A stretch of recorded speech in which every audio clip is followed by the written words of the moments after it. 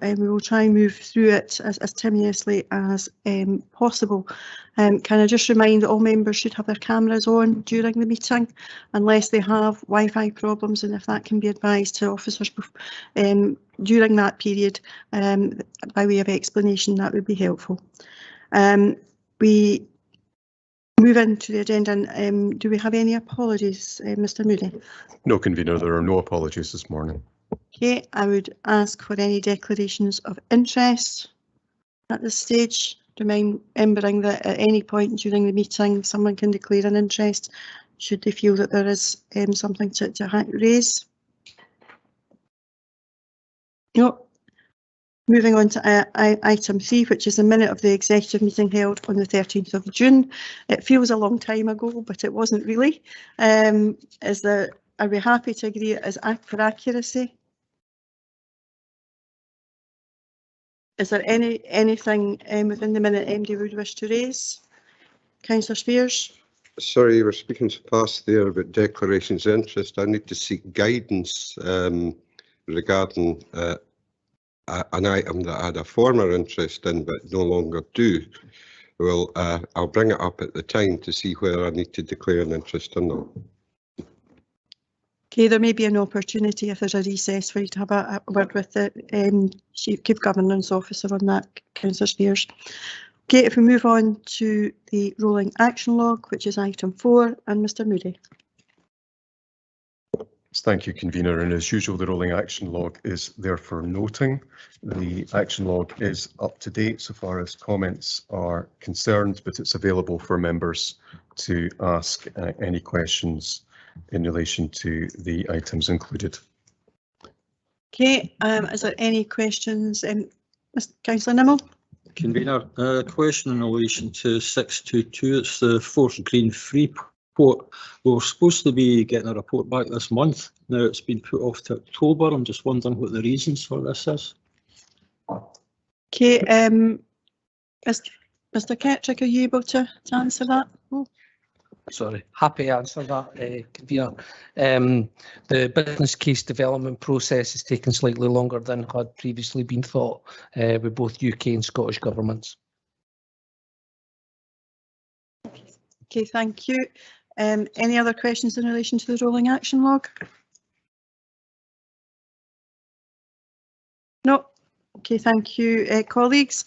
Moving on to item 5, which is the Falkirk Town Centre Vision and Development Framework, and we'll just give a minute or two for spillages to be dealt with, and we'll go to Mr. McGuinness. Thank you very much, Convener. Council members, this morning we brought forward a paper seeking approval of the Falkirk Town Centre Vision and Development Framework. This project commenced some 6 months ago. It is on the back of a number of key projects the council is developing across the town centre of Falkirk, in particular the new town hall, the transport infrastructure, and also projects related to our growth deal with Scottish Canals and the Art Park, etc. The background to the report at section 4 highlights the work we've been doing as part of Revitalising Falkirk Partnership, working with the local bid company. A number of key themes are emerging in terms of infrastructure, sustainability, town centre living, reinvigorating of businesses and employment. This is very much about making sure we continue to have a thriving town centre. There's a number of range of interventions that have taken place over a number of years, identified at section 4.2 in relation to Newmarket Street and Lintrigs, the work that the bid have been doing with us, and also a number of other projects identified on page 24. As we developed the brief to look at our town centre, we recognise there are a number of key considerations for working through the town centre master plan. This includes the Calendar Square itself, a former bus station, considering former Marks and Spencer's building, the west end of the town centre itself, the Grahamston train station, the municipal building site, the new town hall being a key catalyst, we believe, the importance of heritage and public realm across our town centre, and connectivity across the town centre, particularly in relation to active travel. In developing the scope and aims of the work, we explored a number of different processes for taking our community through this exercise. We worked with Scottish Government and Scotland's Town Centre people and who have developed a 18-point step-by-step process looking at various aspects of our town, wide aspects of our town. These include, considering going bold, to looking at how do we repopulate our towns, how do we regenerate, how do we ensure people have places to gather, how do we reimagine the town centre in the future. Shopping has declined within our town centre. Retail is a challenging part of our town centre environment today. We need to look at how we reimagine that and what the vision will be going forward in the future. Section 4.10 highlights the importance, this is critical in terms of the development of this piece of work, is that the engagement and consultation that took place. Over 500 participants took part in this exercise over the 6 months. We had 2 open days, one on the 16th of March and following that on the 22nd of June. We engaged extensively with the bid organisation and the businesses within our town centre, and importantly a number of the shopping centre owners and operators to understand what their ambitions are for the future of our important town centre. This is absolutely key in terms of considering what we see our vision. This can't be the vision of officers within the council. This is very much the vision of our community and our people who reside and use the thriving town of Falkirk. During our analysis, we looked at a number of key considerations. We want to look at the diversity of offer away from retail as we see that declining. We want to make the town a more people-friendly place. We want to encourage people to come and spend more time there to enjoy and to socialise. We recognise there's a lack of residential accommodation within our town centres. We want to look at how can we work with the private sector, with the RSLs and others to encourage more living in our town centres. We see that as a key development moving forward.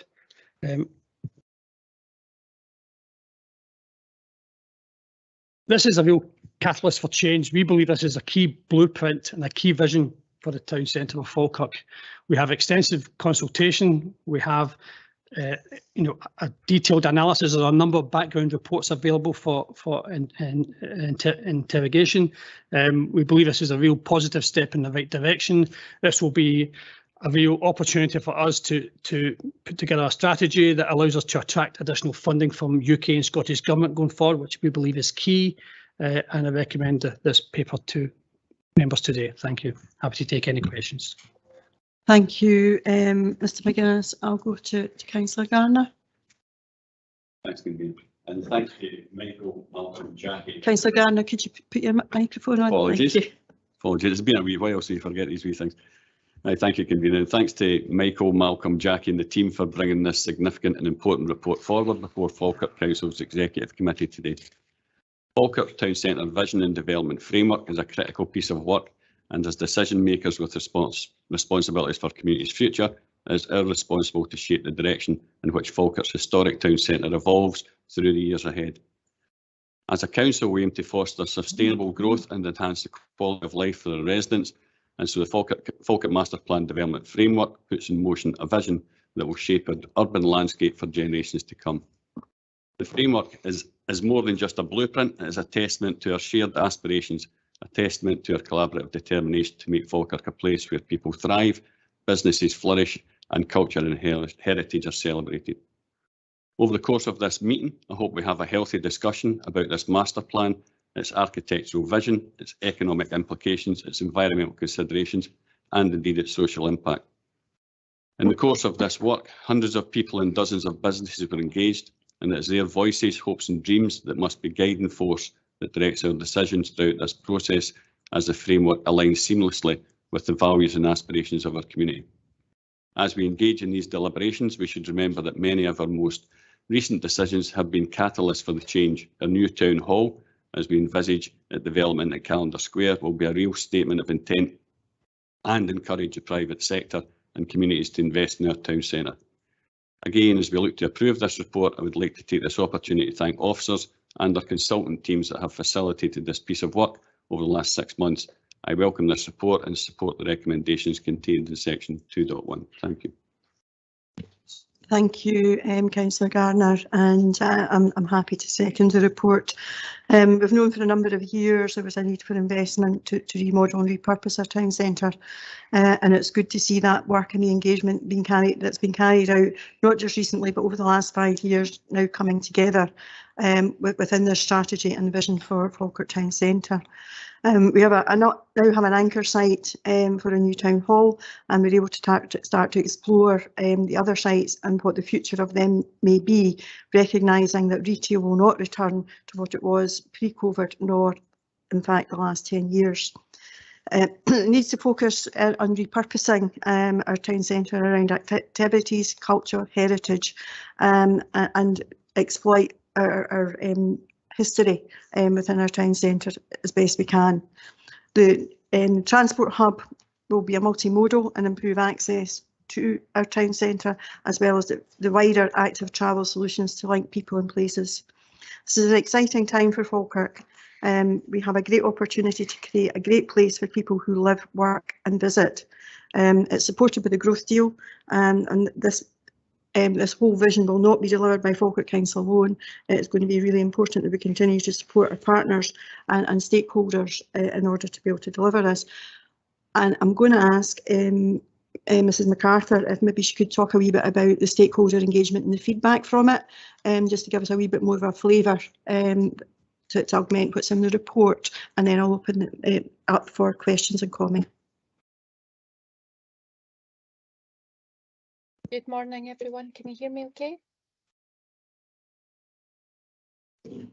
You can hear me. Sorry, Jackie, you can. that's better. Fine. It was just you were a wee bit quiet there, but thank you. Okay, so the engagement we've already set out in the report. The engagement was vast and widespread. It was developed over a 6-month period, working with a range of stakeholders from community groups, developers, Police Scotland, NHS, Forth Valley College, the Hysteria Society, Go Youth, the Sensory Centre, the BID, the Retail Park, the Howgate, Calendar Square, and of course many hundreds of local people and local businesses. The first piece of feedback I would say is that people were just absolutely delighted that this work was actually taking place. Some people found it difficult to get their head around the fact that it was a vision document and it was their aspirations and it was their aspirations, and many people asked when the work would be starting. But once we explained about this vision document and that this was a spatial plan for the next 10 to 20 years, they absolutely got their head around it and were, you know, everyone was engaged in it. The people are very invested in Falkirk and very invested in the town. Obviously, the major thing that people feel at the moment is that the town is in decline and they want to see something happening. So you can imagine how welcome this piece of work was for people. So overall, we had overwhelmingly, it was a positive experience for everyone that attended. We had a few people who said this will never happen. You know, I'll be dead before this kind of work. We see any of this work coming to fruition. But I hope we can prove them wrong, as we've proved them wrong in other developments that we've done across Falkirk. So, you know, overwhelmingly supportive, and people just want to see this work coming to fruition. They want to see work happening, and this is just the first step in that process. So that's essentially all I can say. Thank you. Thank you, Mrs MacArthur. Okay, I will open it up. Councillor Spears. Thank you. I have numerous questions, obviously. I would imagine everybody else has. But my first question, is there any progress on the examination of the foundations for the new Falkirk Town Hall? We've already discussed that if you build a house on sand, you have future problems. And I know we're pushing ahead without knowing the full geotechnical report on the foundations. Is there any update on that? Thank you, Convener. Councillor Spears, request for information in relation to the foundations of Calendar Square. Clearly there is still a building on the site, so we haven't been able to undertake the full geotechnical appraisal. Once the building starts to be coming down, we will be undertaking extensive site investigations on the site. We know from the historic records that there is significant piling underneath the site and what was the old calendar rigs and where the churchyard was. So, you know, we're aware of the site conditions, but we won't know the full detail until we've undertaken the full intrusive site investigations. Councillor Spears, can I ask you to maybe keep to the subject of the paper, because that's getting into detail that's not relevant to this particular item? Sorry, if we can't go ahead with it, then it's very relevant to the paper. This is about the wider town centre vision and not about a particular project. There will be an update on the town hall in due course. Can I ask how the town centre decline, as you mentioned, which is the massive decrease in footfall, how this will be affected by the oncoming 20-minute zones? If people are meant to shop within 20 minutes of their house, then in Grangemouth, you're really saying to people don't shop in Falkirk. So I wonder how you marry these two particular visions. Okay, Mr McGuinness, I think that's a misrepresentation of the 20-minute neighbourhoods, but I'll get an explanation for you. Yes, thank you. Through you, Chair. We absolutely recognise the decline in retail offers and people's shopping habits, particularly the increase in online shopping. That has an impact on our town centres. The opportunity this paper presents and portrays us, we need to reimagine and re-envisage what that town centre will look like and what kind of aspects of our town will attract people and get people to come and dwell and spend time in our town centre going forward. 20-minute neighbourhood is one part of a National Planning Framework policy. Policy 15, where we are looking to encourage and support developments that allow people to work, to shop within a 20-minute neighbourhood. That will not apply to every urban area or settlement, clearly, but where it does apply, we're looking to see how we can encourage and support developments that will allow our citizens and communities to access the services they require within a 20-minute neighbourhood. It'll be interesting to see how you encourage them to do both things that are diametrically opposite. But can I ask about the roads and infrastructure that isn't mentioned here? As you know, we have a great site there, the former bus station site that is laid empty and hasn't been used. It would make a great open air market site, and you know, and we look at the decrease in footfall on the high street, but when people aren't getting the bus into that side and walking through the town, then kind of explains itself. Can you give me an update on the improvements that will be made to the roads and infrastructure and transport for people to use this new town centre as you're envisaging? Through you, Chair, I would imagine that forms part of a different paper. This paper's not about the maintenance and infrastructure within our town centre. It's about the future vision for the town centre.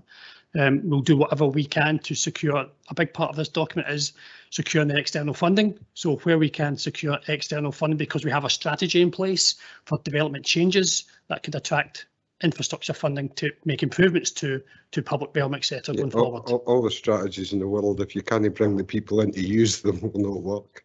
Absolutely. Moving away, I tend to agree with you that town centres have changed, and if anybody's been abroad on holiday, they'll know the plaza syndrome, where you put on events, they become event spaces. I've been involved in putting events on in Falkirk Town Centre, and the towns are busy. And I know Jackie MacArthur and Falkirk Delivers, that great team at Falkirk Delivers, have been involved in filling the town centre. But we need to move on as well and have look at the evening economy, especially special zones. The high street would be great if there was more restaurants for older people like myself to go out at night, and then further down where younger people go, much easier to police if there's different types of entertainment there. So have we looked at looking at the daytime and evening economies in the town centre and increasing it as an event space? Through you, Chair. Absolutely, I think it's really important, a really important point. One of the catalysts we believe will be the new town hall, as we have a theatre and people come to watch the shows and come and spend some time in the restaurants and cafes within the town centre. So the report does consider the importance of nighttime economy and what we can do to encourage the private sector and support the private sector, and what we can do as a local authority to bring more people to dwell and spend more time in the evenings as well as throughout the day. So it's an important part of the mix of what we're trying to achieve through this master plan. So transport and infrastructure is vitally important for the people to get there. The infrastructure is important, clearly, yes. Okay, thank you. Okay, thank you. I have Councillor Hannah, then Councillor Steenbank. Thank you, Convener. I want to first of all commend the officers for the hard work that has gone into this. I'm well aware that it has taken a long time to get here, so very well done. And I think that the fact that we are all looking at this as a 20-30 year vision and can see that perhaps we're beginning on the right road is due to your hard work. One area I would like to pick up on from Councillor Spears is about the connectivity. Clearly, you can't regenerate a town centre without bringing people into it, and that is fundamental. And while this is a 20-30 year plan, there are some things that I would suggest we need to begin to pick up on and factor into our thinking as a council over the coming years.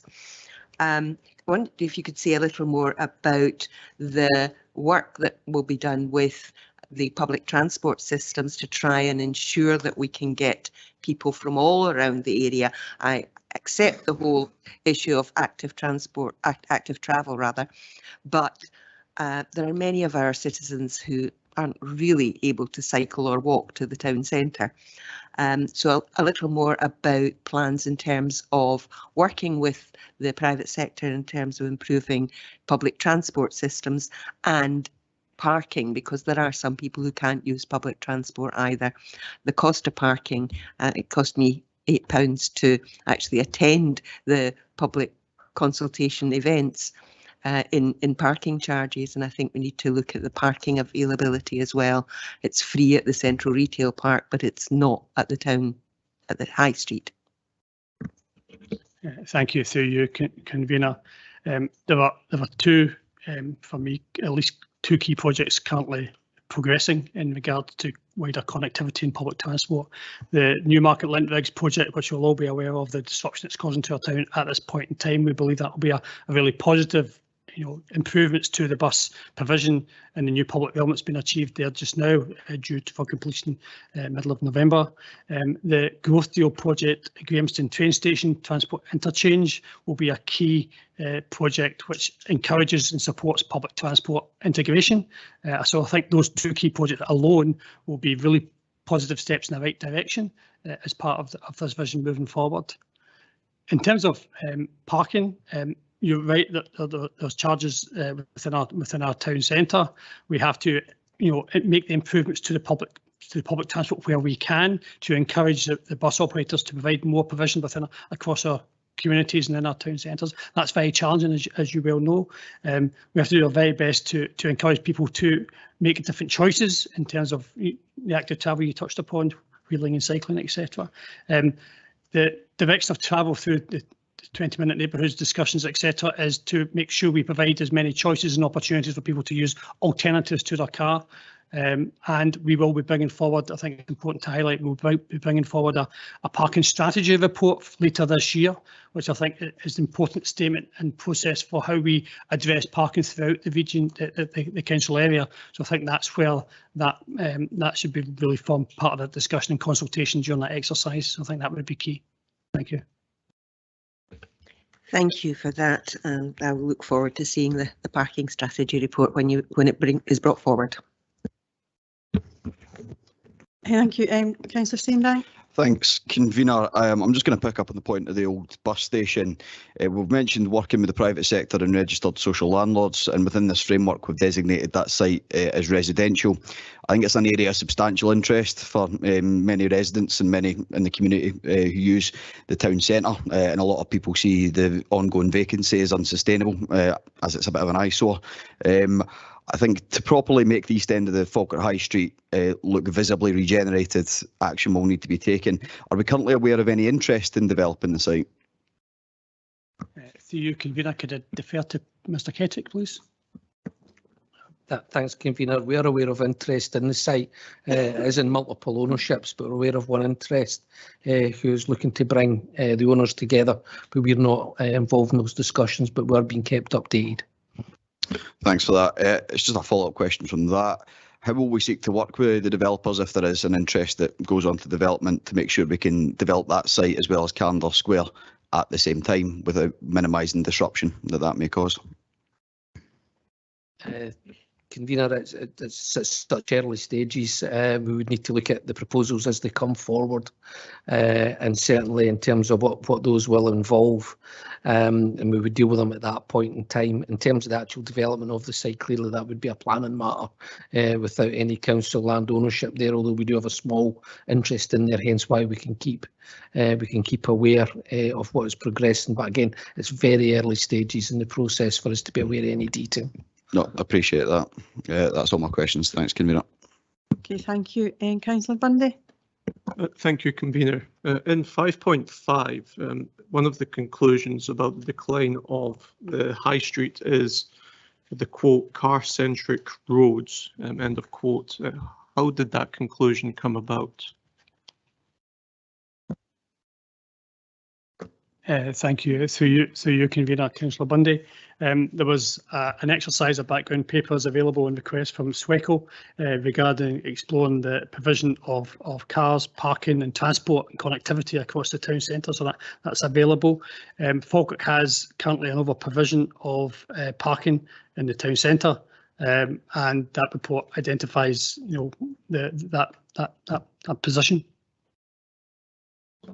Thank you. The reality of the situation is that we do have 2,500 free car parking spaces at Falkirk Retail Park. And if the conclusion is that our high street, around the high street, is too car-centric focus, to me that screams pushing more cars towards the retail park and away from the high street. So what is being done to ensure that people have easy access to the high street rather than creating a further magnetic force towards the retail park? Thank you. Through you, convener. Apart, it was touched upon, Councillor Steenback, for example, the former bus depot, the Carndor Square. As we develop those sites and working particularly with the private sector and through the planning process, we'll be looking at how do we better connect the retail park with our town centre. We've got to give people a purpose to come into our town centre and revitalise and continue to make it a vibrant place to come.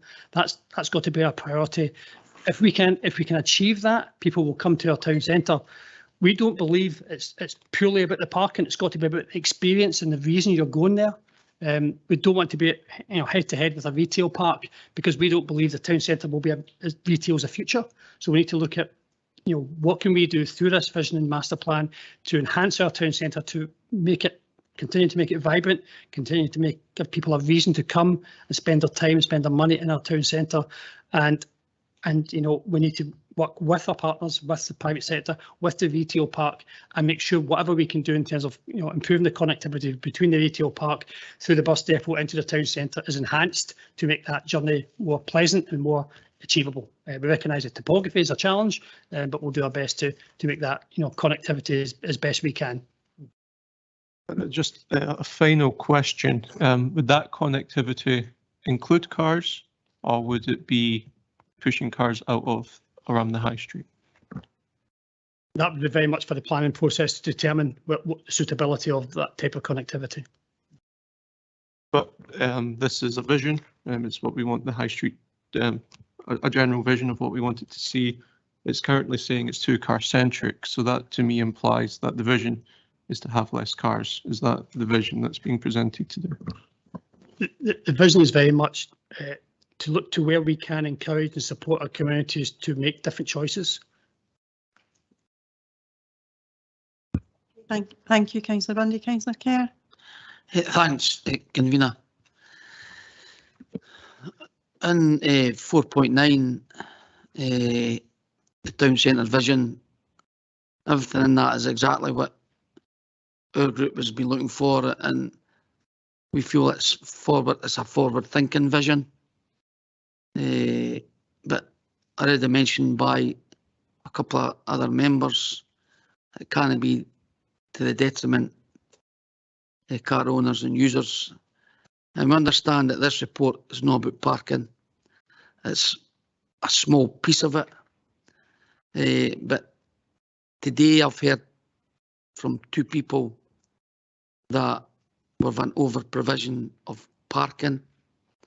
And looking on page 125, the council owns over 1,000 parking spaces.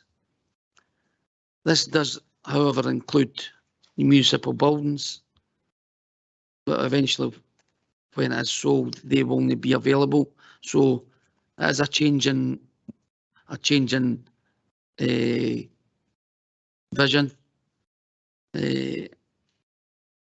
And if you look at the places where it's no under council ownership, places like Calendar Square, B&M's, Asda, Howgate, they can be alternative parking venues.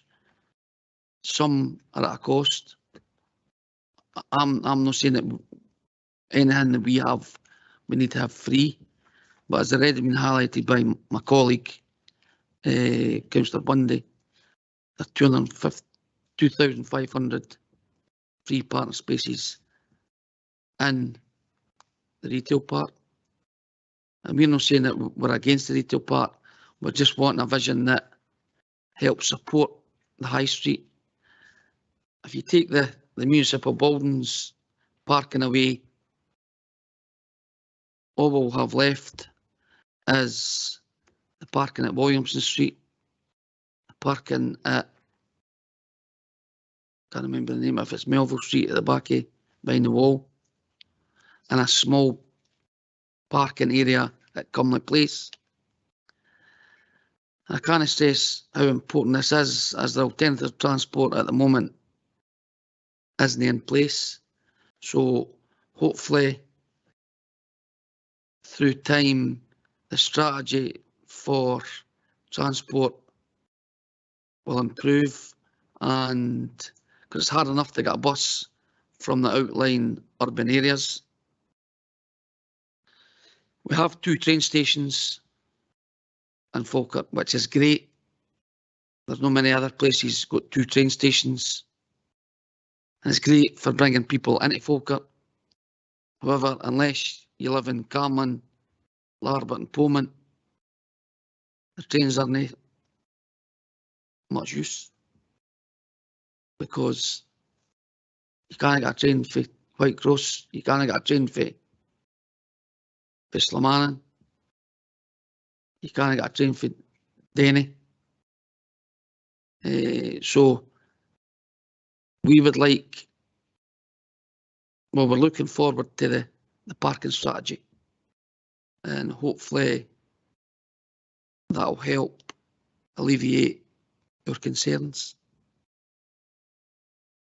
A question for probably Mr. Kettrick regarding, I think Councillor Steenbank kind of mentioned that about the bus station area, but since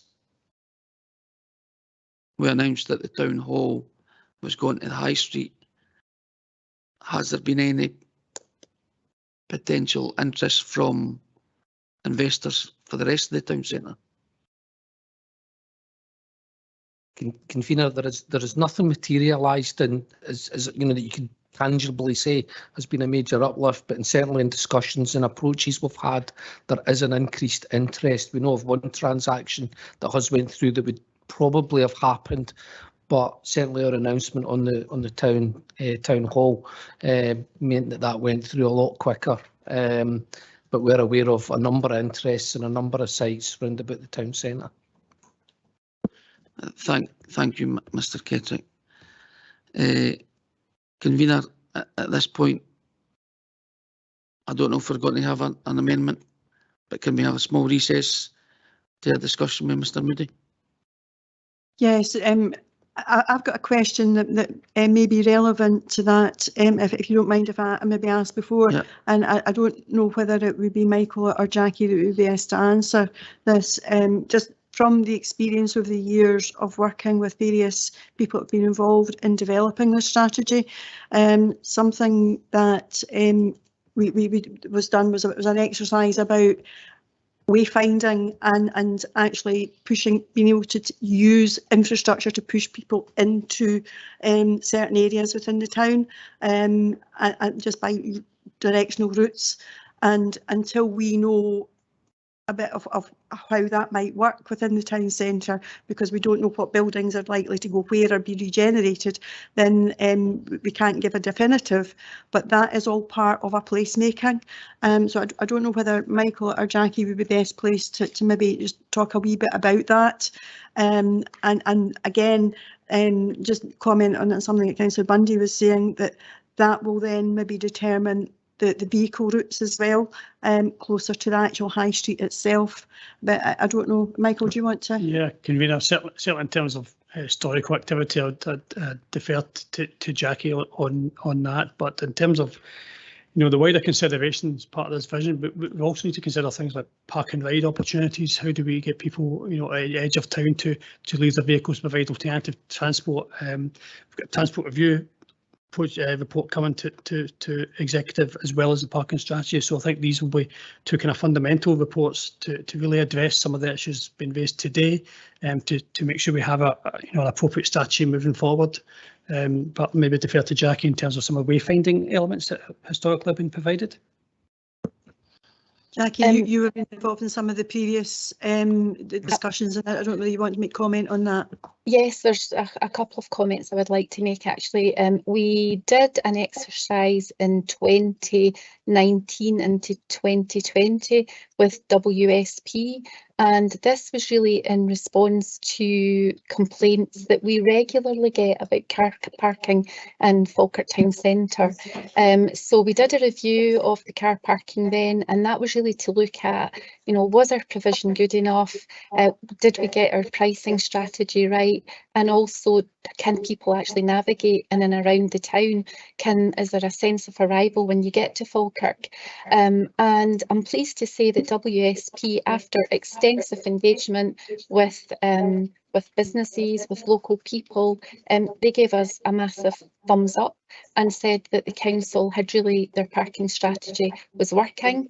They made some recommendations to us, and that was around our on-street parking, which often is forgotten when we talk about parking in Falkirk, and really responding to the fact that people now shop differently in the town centre. They tend to make very short visits. So we amended our on-street car parking to recognise that, and we now do a 50 pence for 30 minutes in Falkirk. So that really suits people if their mum's dropping kids off after school and then they just want to pop into the town for something quickly. So that's went down very well in Falkirk. The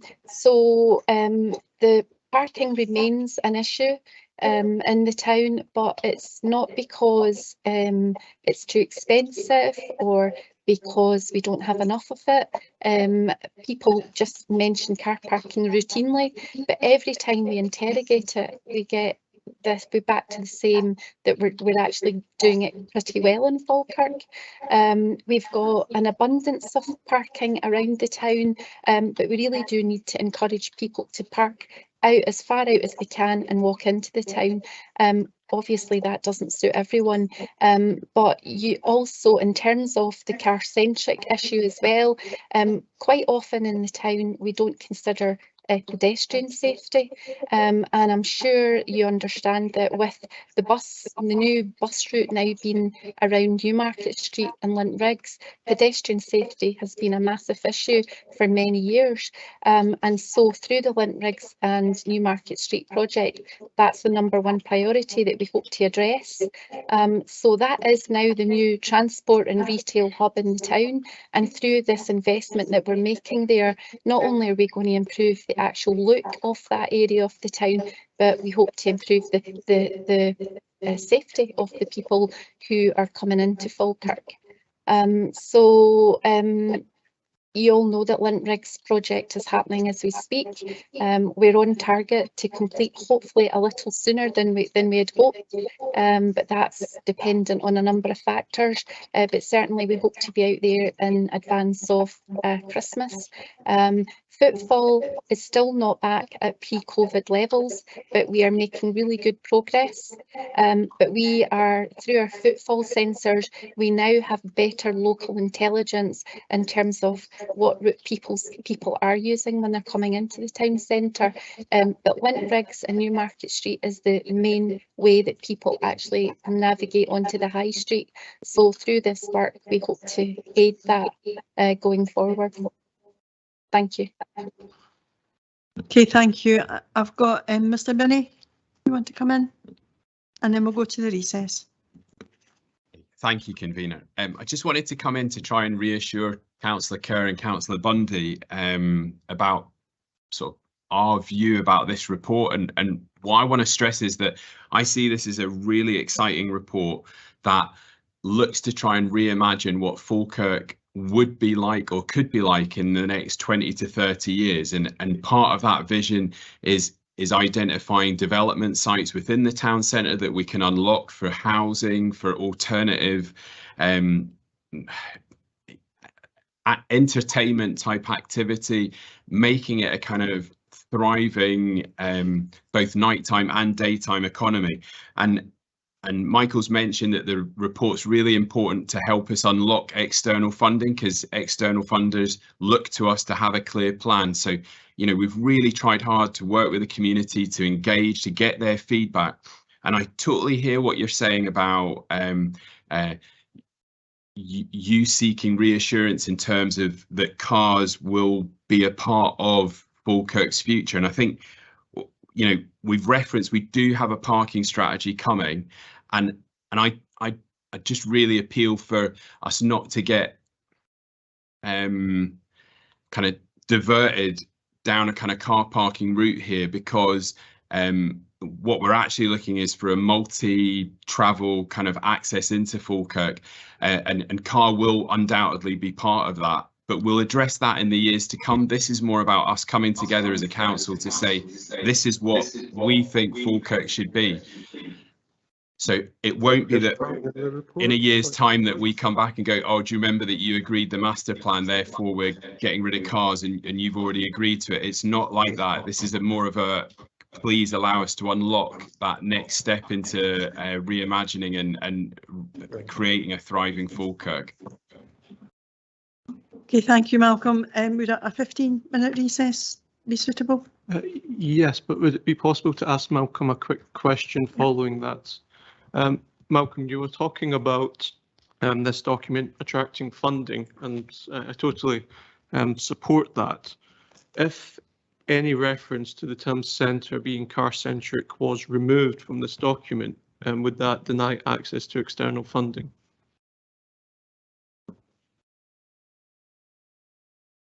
I don't think that any individual around this table could be 100% specific about that. What I would say is that my interpretation of that is that Falkirk, as it currently is designed, is car-centric in so much as the roads are, you know, designed in a way that it's very clear what the main mode of transport into Falkirk is. And I think it's more about reimagining that there are active travel ways into Falkirk as well, and that those need to be given emphasis rather than the traditional car focus. So I don't see it as car-centric referenced in the document being cars need to be not a part of the future of Falkirk. And but I think that if you take car centric out, then as a funder, if I'm looking at a kind of vision of a new town elsewhere in Scotland, and they're really talking about active travel and creating a greener and a cleaner environment, and then Falkirk's proposition is silent on that front, I think it puts us at an unnecessary disadvantage when I don't believe that we're ideologically different in our kind of stance here today. That, you know, as an officer, that's, you know, what I'm saying. So I hope that reassures. I just feel like I don't want to trip ourselves up with these funding bids and vision for the future when we're not actually on different pages, because there's no way officers would come forward with a vision for the future of Falkirk that excluded cars and led to the, you know, a reduction in the number of people that could visit the town centre. That's obviously got to be part of the mix that we have moving forward. Thank you. Okay, 15 minutes. Yep. Okay, thank you.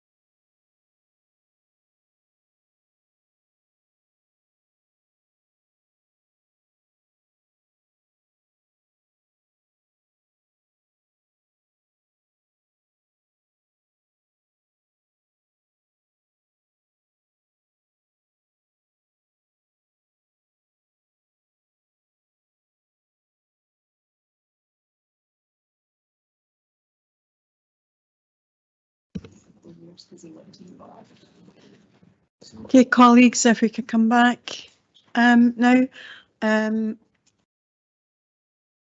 James, you want to speak to your amendment? I know that there's been copies circulated. Then I'll go to Councillor Garner. Thanks, convener.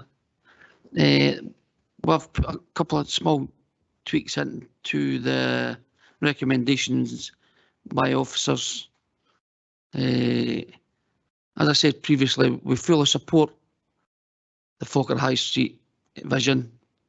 It's a forward-looking vision, and I'm sure the people of Falkirk will appreciate the work and the commitment that's been into this vision. And the conversation I had with Mr McGuinness last night was, if we're successful in bringing the High Street back to, I'll never be to its former times, but bring it back to a more successful High Street, will be one of the few towns in Britain that will manage to do that. So I believe we've got the right people in place to deliver that vision, and we're very excited about it. The amendment, as you can see, is 4 bullet points. Approves the Falkirk Town Centre Development Framework and Vision Report. Notes its concern at the conclusion in the report that the roads around the High Street are too car-centric. 3, agrees that the future report will be provided to the Executive as we progress with Falkirk Town developments, and notes that the parking strategy will be presented to a future meeting of the Executive. Thank you, convener. Thank you. And Councillor Bundy. Thank you, convener. I'd like to second the report, but before I speak to our amendment, I would just like to thank everyone who have paid support and condolences to myself and my family after the sudden passing of my father in the late June. I'm seconding the amendment put forward to this report because I, like Councillor Kerr, support 95–97% of the content of this report. It's exciting that there is a vision, a framework for Falkirk to operate in the future, and moving away from a retail-centric high street to incorporating residency, social activity and nighttime economy is something that the Falkirk Conservatives have been calling for a long time, and it's exciting that a framework is now in place to deliver that. But our concern was about the conclusion that the roads around the high street were too car-centric. I believe that if you make it harder for people to gain access to the high street, you're actually going to undermine the 97% of the good in this report. And that's why we've put forward this amendment, which says that the Executive has concerns about that conclusion, but that concern shouldn't halt the progress of the rest of the report. And that concern should be noted and taken into account as we discuss future strategies and the actual meat to the bone of the vision. And that's why we're putting this forward. And again, another pragmatic approach, showing our concerns, but also showing our support to the vision. And I hope that other members of the Executive can support this compromise. Thank you. Thank you, Councillor Bundy. Councillor Garner, do you want to comment on the amendment? Yes, thank you, convener. And I would like to thank Councillor Kerr and Councillor Bundy for supporting the Falkirk High Street vision. And as James says, they're very excited about this and it moving forward. Yes, I'm happy to accept this smaller amendment, convener. Okay, thank you. As a seconder, I don't see that it changes the report significantly, but does note your concern, and I hope that those concerns will be alleviated as the parking strategy comes forward. So certainly as a seconder, I'm happy to support it. I'll go to Councillor Spears and then Councillor Hannah. Thank you, convener. As you very quickly told me at the start of the meeting, we're here to discuss the report in front of us. But I'm glad this amendment has come forward because it's highlighted many of the things that other speakers have said. We need 2 further reports, one a parking strategy, a clear and concise report for the future of the town centre, but we also need a transport and infrastructure report to come forward. Because if we're not allowing people to come in their cars, then we need to let them know how they can be here. Not everybody is as rich as to afford taxis back and forward to Falkirk. And we look at Glasgow and Edinburgh town centres with all the various strategies they've put on and the massive decrease in their footfall that has caused. We need to be pragmatic here. We want to improve the town centre, but we want people to use the town centre. And if we continually put barriers in people's way, then we will reap what we've sowed.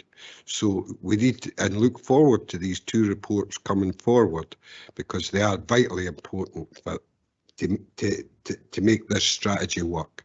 Thank you. Councillor Hannah. Thank you, convener.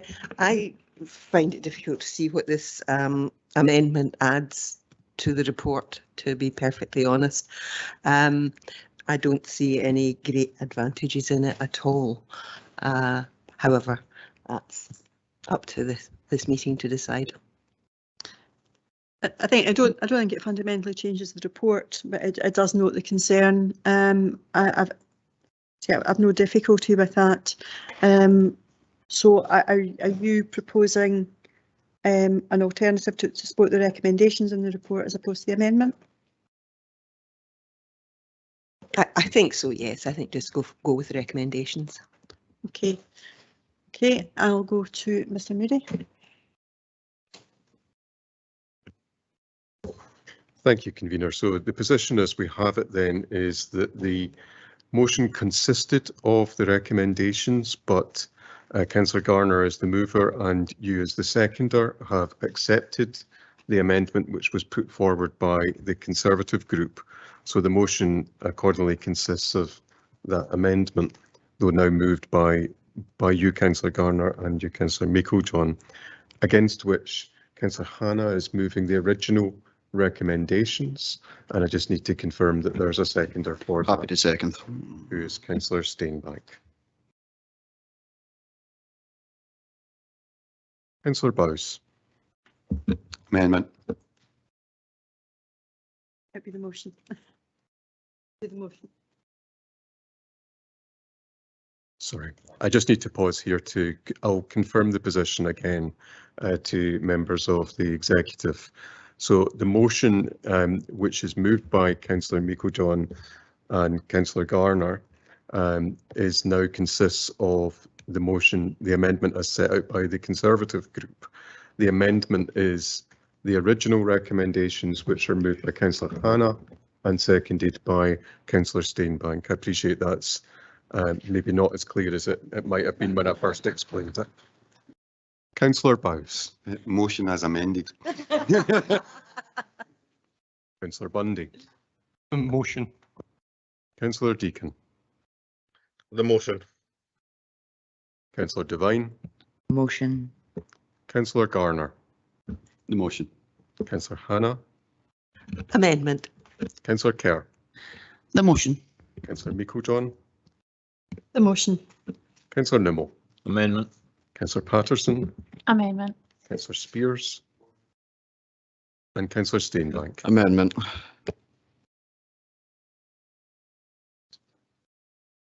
There are 8 votes for the motion. There are 4 votes for the amendment. The motion is carried. Thank you for that. We now move on to item 6, which is the consultation response, a fairer council tax, and I'll go to Mrs. Templeman. Oh, beg your pardon, Mr. Ferguson, welcome to the meeting. You're going to take this report. Apologies, Paul. No, thank you very much. Good morning all. Just this report is based on a consultation launched in 12 July by COSLA and Scottish Government on a fairer council tax. It's a 10-week consultation on the proposed increases to the ratios applied to properties in bands E to H and this closes on 20th September. The proposal put forward is that the ratios applying bands E to H will increase by the same percentage they did in 2017, which is between 7.5 and 22.5%, depending on band. This would be expected to raise £176 million nationally, around £4.3 million of which will be paid by Falkirk Council taxpayers. Section 4.3 of the report shows that in Falkirk this would impact on 24% of all households, compared to 28% nationally, and the table in section 4.4 shows that band ETH properties and as a portion of the total properties for all local authority areas to show where the most prevalence is within Scotland. The local impact is outlined in some more detail in section 5.1, which is broken down by ward. And obviously within that number, 396 of those in bands ETH would be fully protected from the rise because they already receive council tax reduction. In section 5.3, the expected increase in fees for householders based on their current year charges would range from £135 to £752. And for the survey itself with proposed response, at present we've left questions 3 and 9 blank, 3 because of our proposed response to question 2 and question 9 because of island communities. And our proposed response also suggests that regular revaluation would be preferred to this change, but in absence of that, and it being a binary choice between the status quo and this proposal, the change to the ratios is supported. While not an equality issue in the normal sense, we have expressed concern that existing limitations on formal rights to make proposals to check the band are not afforded to homeowners who have been exposed to both the 2017 and the proposed increase.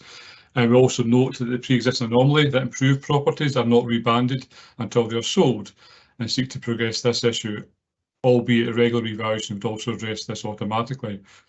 Given the anomalies nationally, we have proposed the benefits of this increase are distributed proportionally, albeit the mechanics of this are unclear.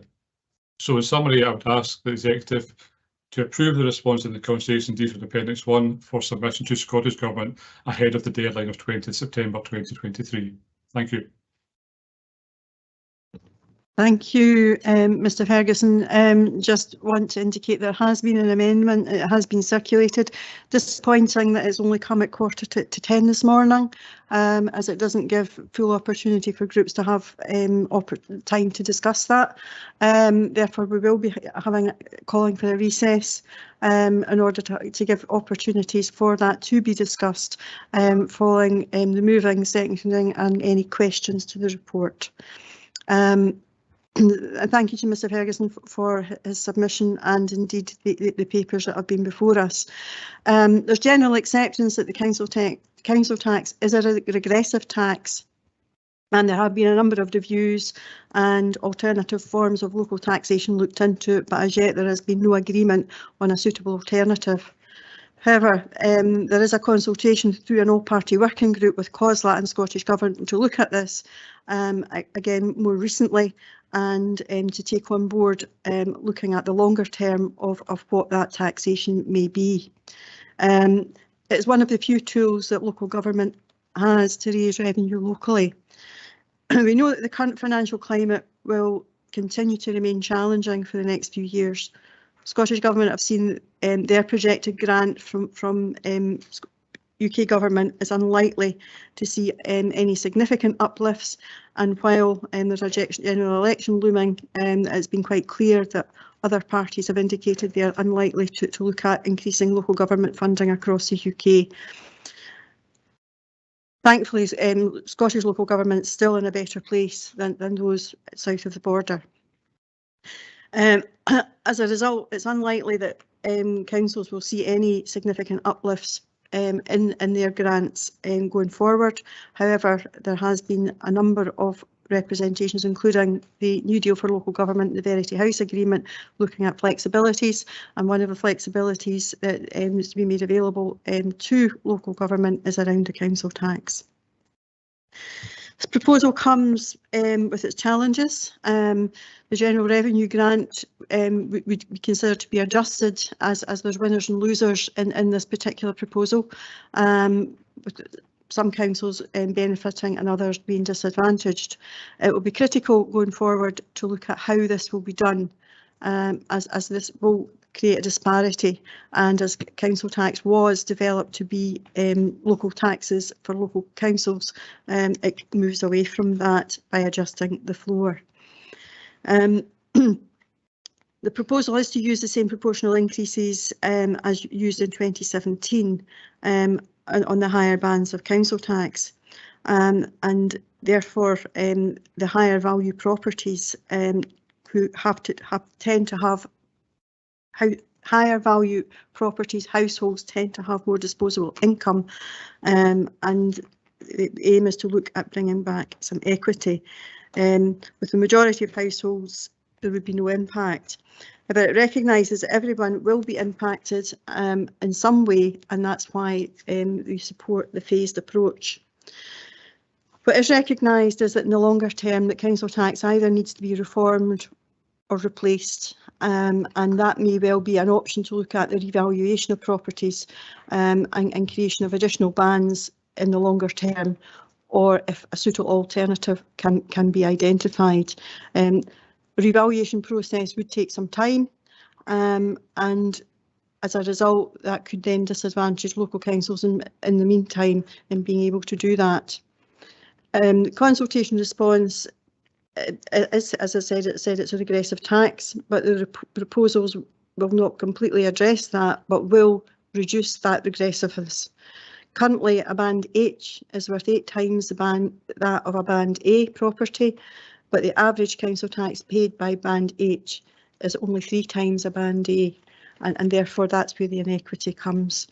Potentially, if we were to just put an increase across the board on our council tax in order to be able to meet our budget gap, that would disadvantage those at the lower end more than those at the higher end. This particular proposal means that those at the lower end will still continue to be covered and protected with council tax reduction. The consultation covers all of those points and more.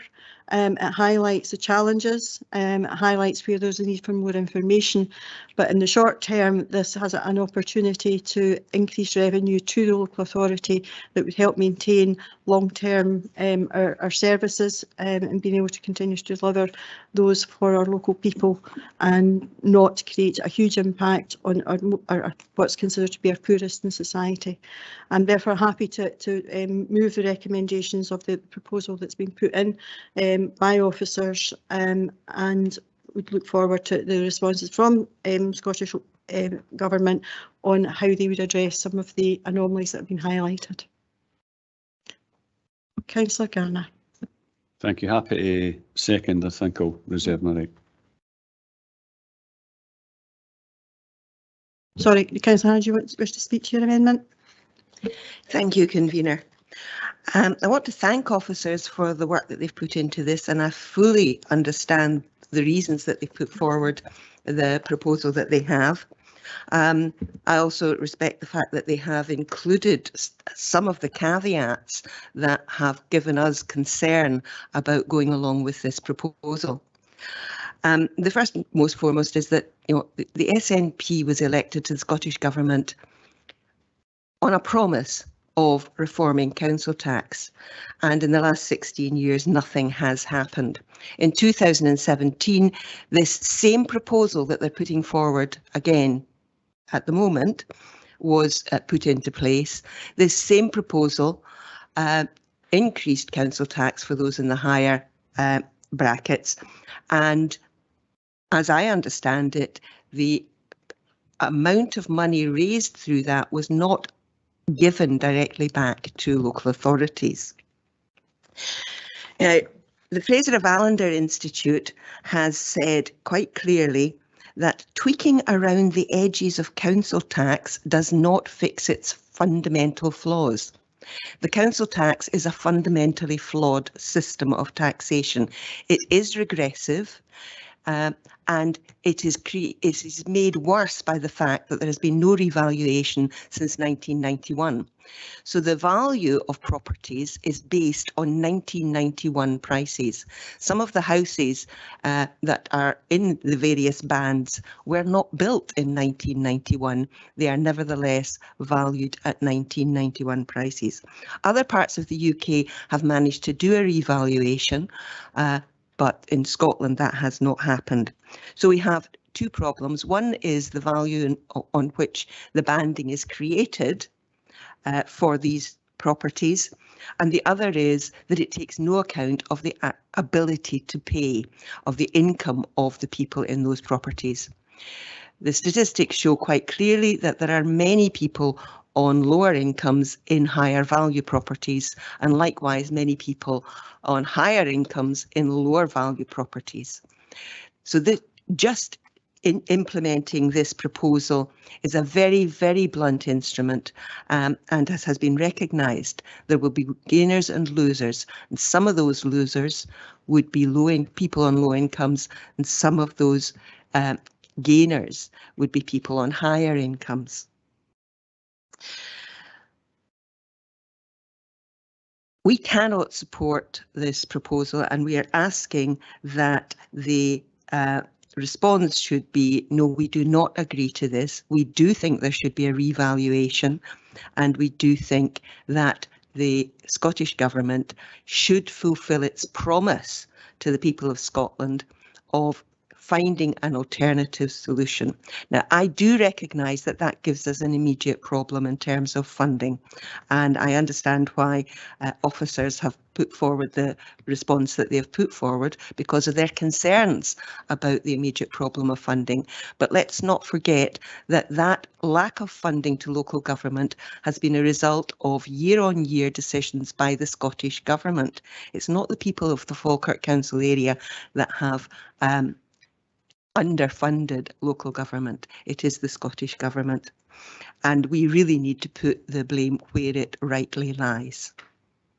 I propose this amendment as detailed, that we should not be agreeing with this proposed. I do accept that some of the commentary in the proposal from our officers still stands, since if in the event that this amendment falls, then the proposal by the Scottish Government goes ahead, I would not disagree that it should be phased, and that and I would not disagree with some of the other comments that officers have made in the response. Okay, thank you. Do you have a seconder? Councillor Patterson. Yes, councils do need to find financial stability, and I think we're all in agreement that the current council tax system is not fit for purpose. But the proposals put forth in this consultation are not a suitable alternative. Under these proposals, 39% of the residents of the Upper Braes would face an increase at the same time as we're stripping council services. We're not talking about taxing the top earners. This proposal will hit working families who are already stretched. Proper funding needs to come, but we should be putting the pressure on the Scottish Government, not our residents. Happy to second this motion. Okay, thank you. A couple of questions on the back of that. It was in relation to the 2017 increase and the comment that the money did not all come to the council. I don't know whether it would be Paul or yourself, Amanda, would be able to give that, Amanda, with that explanation. Thank you, convener. I think 2017, I suppose it probably depends on your perspective. So the difficulty with 2017 was that overall there was a significant reduction in general revenue grant of over £6 million. However, that was offset by an additional income from council tax of £2.2 million. So that reduced the reduction that was in grants, or the impact of that reduction. But just to clarify, that the council tax that was raised at the additional bands came to the council? Yes. Okay, thank you. Okay, Councillor Spears, it's kind of questions at this time because we're going to go to a recess. It's not really questions, it's more a statement before we go to recess. I've been on the council for 35 years. I've went through the poll tax, the council tax, council rates, and it's always a dilemma. The council needs money to run the council funds. We've had draconian cuts for the last how many years for the Scottish Government, which is quite disgraceful because their primary role is to look after local authorities and local people. But I find the arrogant assumption that people tend to have higher disposable incomes because the bigger house they've got. Having worked in a food bank, let me assure you, a lot of people have been left big houses. They can't afford to heat them, run them, and if you increase the council tax, then they'll have to sell them if they can be sold, because the market will certainly drop in that area. And I know that in some of the high status streets in Falkirk are some of the biggest recipients of food parcels. So the assumption that people live in a bigger house, they have a huge disposable income and we can freely tax them is completely wrong. The tax we have at the moment is a regressive tax. And for it goes back to the days if you put central heating in or tiled your toilet, you paid more tax. It's ridiculous. So, but with the amendment, you recommending we go back to the poll tax. So my dilemma is, do we have the poll tax one side or the regressive council tax, ever increasing council tax on the other side? Middle income people don't get any tax-free allowances. It's the same section of society that are paying everybody. So go back to the arrogant assumption that these people have disposable income. They're trying to heat their house. They're trying to feed their family. They're trying to pay their mortgage. They don't have the money. So we need to look at a system, and the Scottish Government need to give this much greater emphasis than they have. I know if we were a couple of ferries short in Falkirk, they would give us great assistance, but we need assistance on this. You can't cut our money on one side and expect us to keep increasing on the other side. We need a system that's based purely on people's ability to pay. So before you go to recess, I hope you think on some of these very salient points.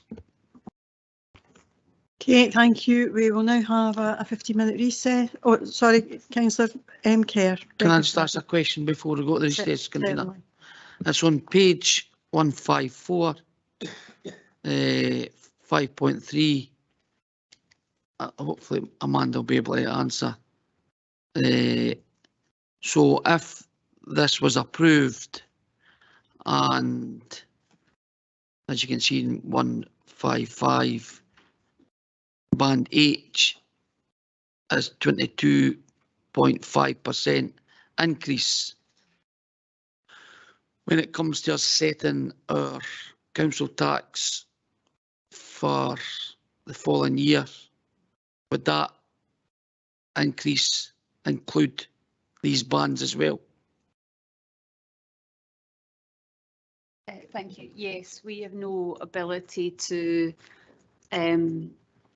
apply different increases to different bands as a council. So any increase that we would say would be additional to this change in the multiplier. It may be just worth noting that the table at paragraph 5.3 is the full impact of the change. In the consultation document, we've recommended that it should be a phased introduction, but that's the full impact. Yep, so it could potentially, if we set the same council tax as we did this year, band H could be 29.5% increase as in a full. It would, yeah, so it would see a 22.5% increase for the multiplier, and then whatever, if it's 5, 7, 9, whatever it is, it will add on to that. Yeah. Thank you. We'll go to recess.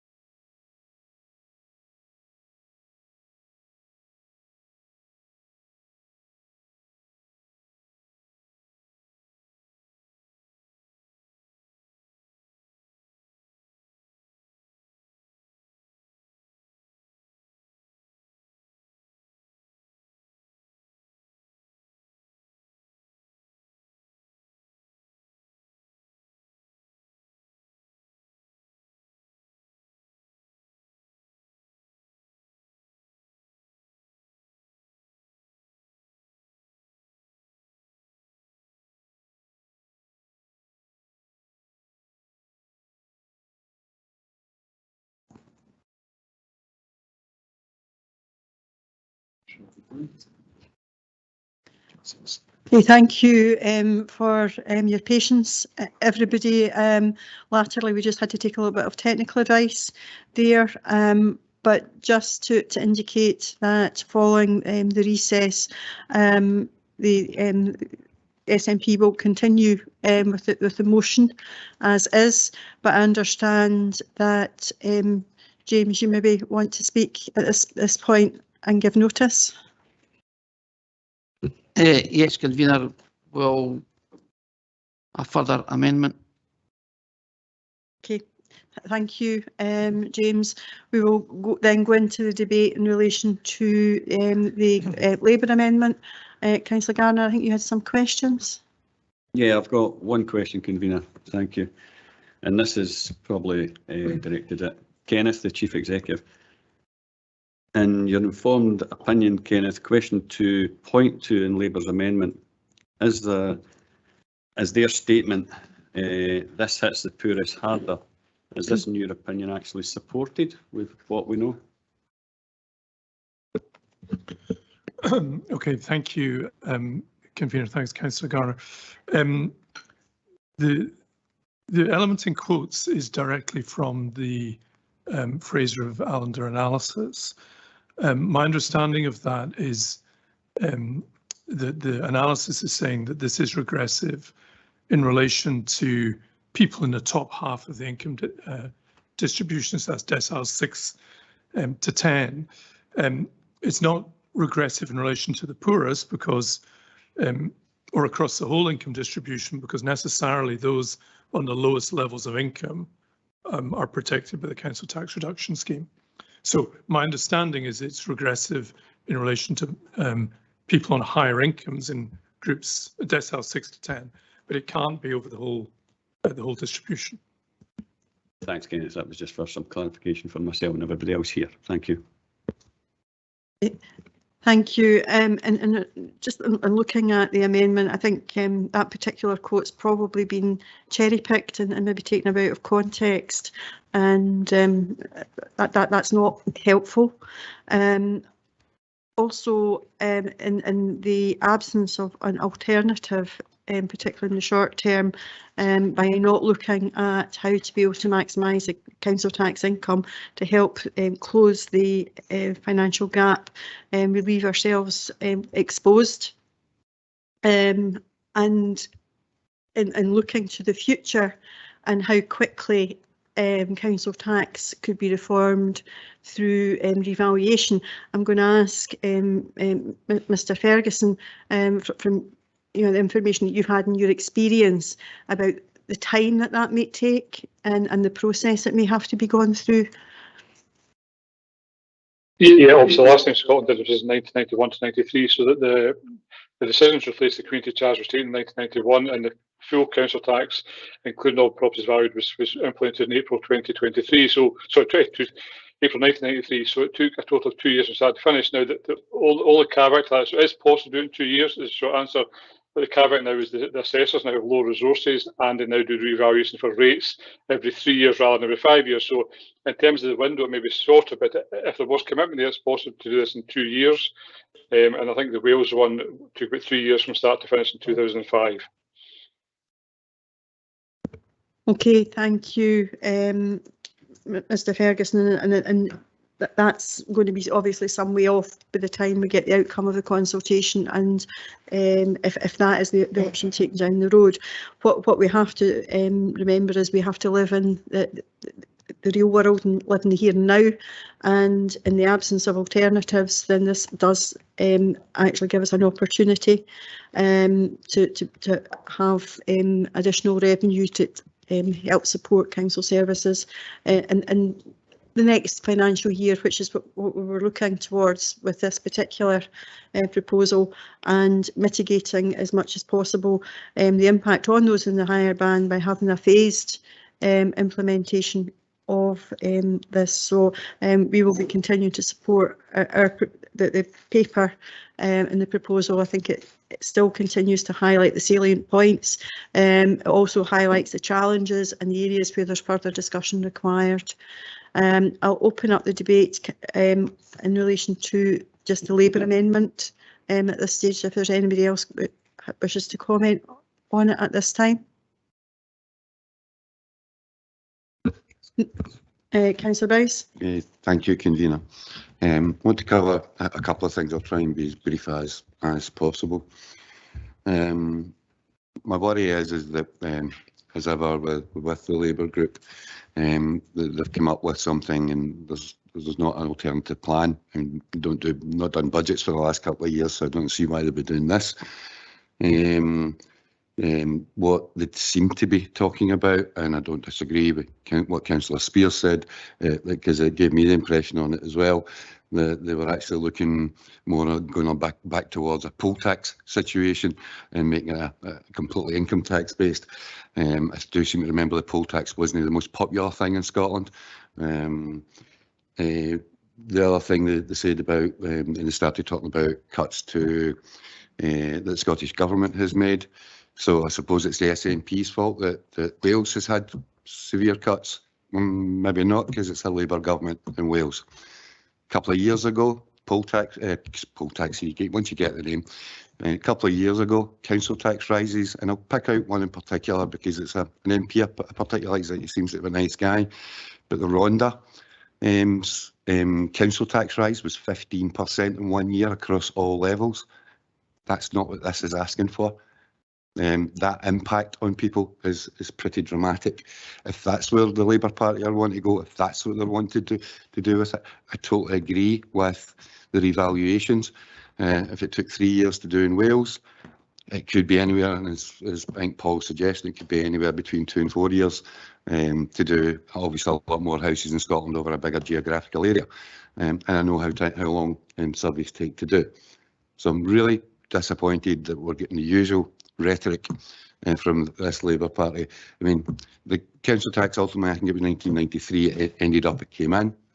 The Labour Party were in charge at Westminster for 1997 to 2010. What did they do about it? Nothing. What did they do about renationalising utilities, which they've always moaned about? Nothing. What did they do about renationalising railways? Oh, nothing. But we'll have a go at the SNP all the time. But wait a minute, the SNP have just nationalised railways, and the SNP just have nationalised water. But then again, what can you expect for Labour complaining about things that they didn't even bother doing? They had 13 years and did nothing. Okay, thank you, Councillor Bryce, but we'll go to the vote. Councillor Hannah. If I just may answer some of the things that have been raised and the accusations that have been raised, because first of all, there's been much reference to the. Is that permissible? I have been accused of a number of things, and it seems to me I should have the right to respond. It would be a 19-1. 19-1. I apologise for not using the correct terminology. Okay. Number one, I have not been suggesting. Sorry. Number one, I have been suggesting. I've not been suggesting that we go back to a poll tax. That was never in my presentation.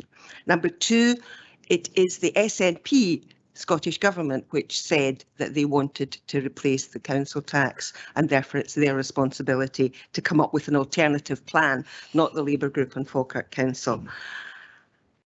I agree that I didn't put the entire content of the Fraser of Allender response to this proposal into my amendment. I'll be happy to put it up here now. The entire response of Fraser of Allender is opposed to this proposal without revaluation. So I don't like being accused of cherry picking.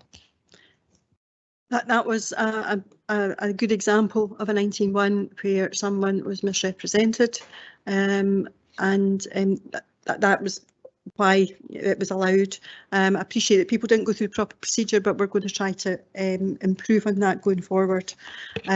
However, just before we do go to the vote, there was alternatives put forward by the SNP around a local income tax. That was rejected by the other parties, including Westminster, because they indicated that they would top slice the SNP's grant or the Scottish Government's grant, and there has been an all-party working group, and as yet no one has come across with any of the parties with a suitable alternative. So there's a responsibility on everybody, not just the Scottish Government, to do that, and that was recognised through COSLA, through the demands from all parties in order to bring this working group together. So I think there's a responsibility in everybody to look to find an alternative going forward. Can I ask a quick question, just a very short question? And you said that the persons that they have been misrepresented. I take it you meant they believe they've been misrepresented. Colin? Yeah, that's what it says. If a councillor considers that they have been unfairly accused of a misdemeanour or they've been misrepresented on what they've said, then that's the opportunity they have under that particular standing order. And I think, as the convener says, that's what Councillor Hannah was doing in her response, which you've just heard. Okay. The motion consists of the recommendation at paragraph 2 in the report. It's moved by you and seconded by Councillor Garner, against which we have an amendment moved by Councillor Hannah and seconded by Councillor Patterson, which has been circulated. Councillor Bowes. Motion. Councillor Bundy. Motion. Councillor Deacon. Motion. Councillor Devine. Motion. Councillor Garner. The motion. Councillor Hannah. Amendment. Councillor Kerr. Motion. Councillor Meiklejohn. The motion. Councillor Nimmo. Amendment. Councillor Patterson. Amendment. Councillor Spears. And Councillor Steinbank. Amendment. Convener, 7 votes for the motion, 5 for the amendment. The motion is carried, against which we have notice of a further amendment from Councillor Kerr. Okay, thank you. I'll go to Councillor Kerr now to move his further amendment, and I don't know whether that's been circulated to everybody, but we'll put it up on the screen anyway. Convener, I think that we've maybe taken the view, perhaps wrongly, that it's a relatively short amendment to be moved, so it's not been reduced separately to paper as yet. Maybe if we hear from Councillor Kerr on the further amendment, we can take a view if that's necessary.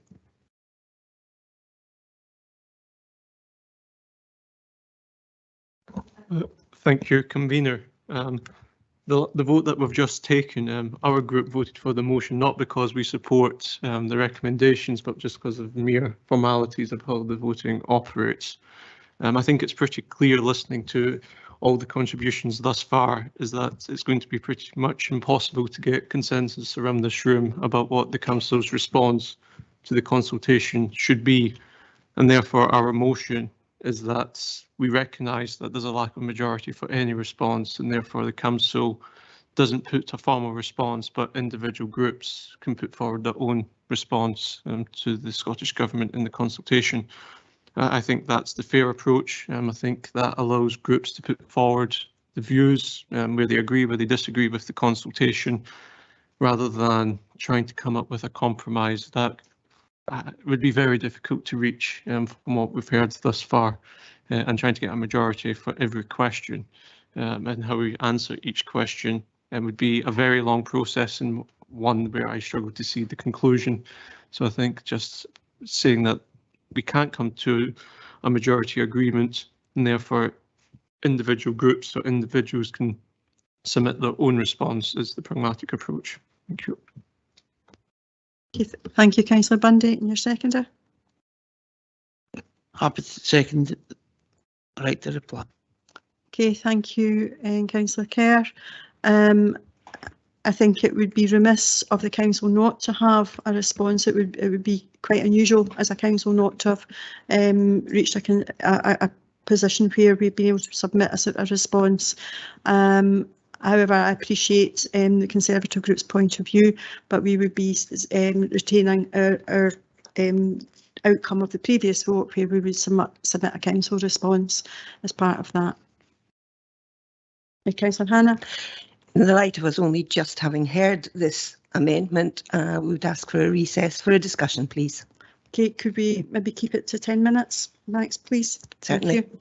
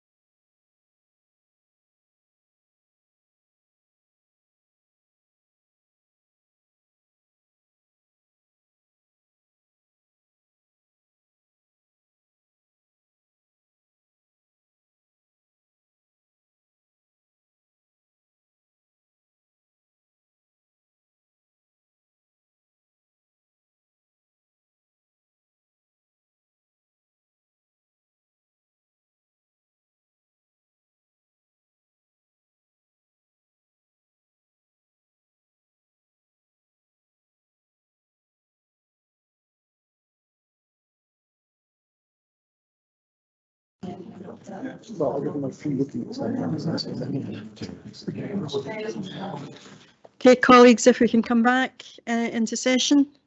I'll go to Councillor Hannah and then we'll just move straight to the vote. Thank you, convener.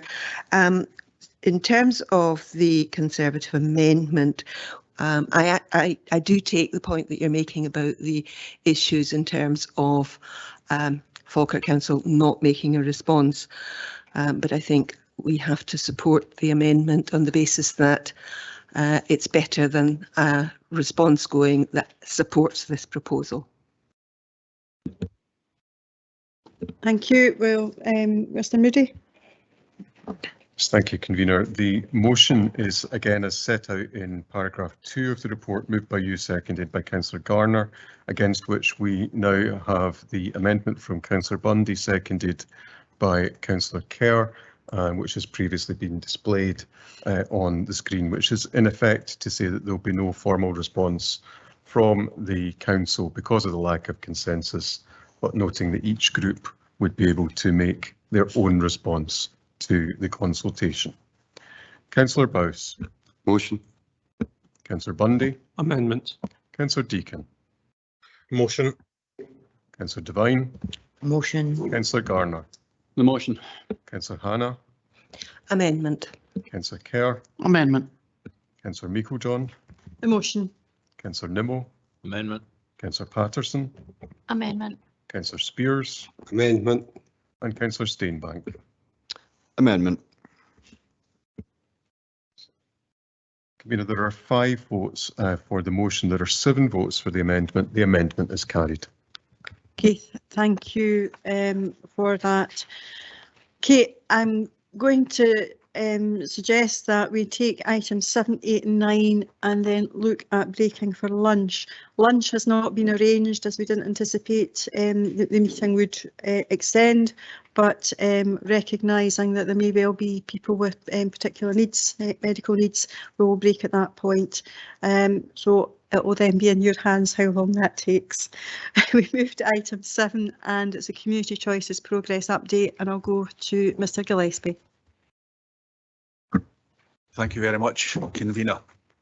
Firstly, I'd like to thank the team who support Community Choices, and especially Donna Healy, who is online today. And as always, Donna's really keen to answer all the questions that members have, especially if they're difficult. I'm aware, as always, that members have read the report, so I'll just cover the main points. Section 1 provides the purpose of the report. Section 3 provides impact that this will have on the climate change targets. Section 4 of this report provides some background, and on 26th of February 2020, as part of additional capital proposals, a provision of £3 million was approved by Council for participatory budgeting. Now in Falkirk we call it Community Choices, so there will be a use of the 2 words, but it was the request we used it as Community Choices. I think at the time I was actually struggling to call it participatory budgeting at the time. Community Choices programme aims were quite simple. It was to create a more positive relationship between communities and Falkirk Council and support and empower communities to do more for themselves and make sure that we gave them the right tools to do that. Over the period of Community Choices, we've increased public's knowledge on how the public finances are allocated and spent, engaged communities and residents in local decision making. Community Choices underpins the objectives of the Community Empowerment Scotland Act 2015 and supports the principles of public service reform. Section 5 of the report outlines progress to date. Applications came from community groups across all of Falkirk with a wide range of projects, and all supported the Falkirk plan. Appendix 1 provides insight in some of these projects, and Appendix 1 is at a part in time when these were. Some of them have moved on from that as well, and further aspects have happened with these. Over the last 3 years, there has been 54 place-based capital grants and 69 small grants, with circa 55,000 eligible votes being cast over the phases. At the end of every phase, we carry out an evaluation to establish what went well and what needed to change. Listed in this section of the report are the changes that were made. While interesting ideas are evident amongst communities, capacity to deliver projects varied between communities. Some community groups required additional support from application through to project delivery. Also within this section outlines the project allocation and spends, which is outlined in table 5.16. Having achieved its strategic outcomes, community choices, which is the place-based element, the capital, we would suggest we will replace by allocating funds and resources through the mainstream participatory budgeting activity and by having participatory budget principles and design at the centre of council budgets and spending. Section 6 outlines the launch of the final phase of Community Choices Capital Programme, obviously subject to members' approval today. Section 7 outlines the consultation that had taken place. Within Section 8, the report outlines the finances, resources, the legal equalities and risk positions. And convener, in conclusion, Community Choices provides a platform for community groups to design, present and take forward their own projects. Community Choices has provided valuable learning, particularly in relation to levels of capacity in communities and also to officers as well.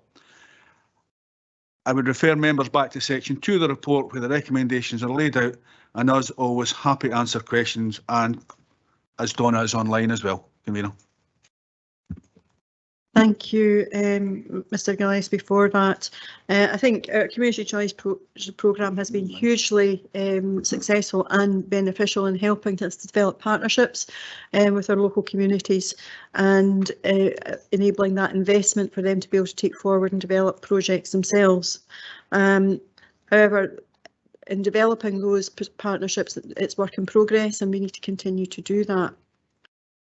We've seen that how communities have flourished and have embraced the participatory aspect with significant numbers of voting within the programme for the community projects, and that is a good basis for us now to look to move to the next phase and mainstreaming of our participatory budgeting. Moving to the mainstreaming will give a real opportunity for our communities, even at ward level, to be able to direct the council spend and its real council spend, things that we spend currently on our services, we can have a direct influence.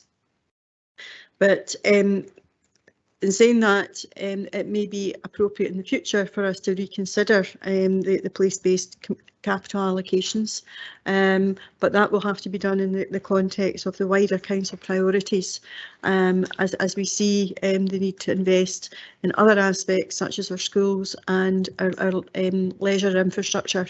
That may become the priority going forward, and therefore a community a place-based capital allocation may not be something that can be considered at this time, but for the future.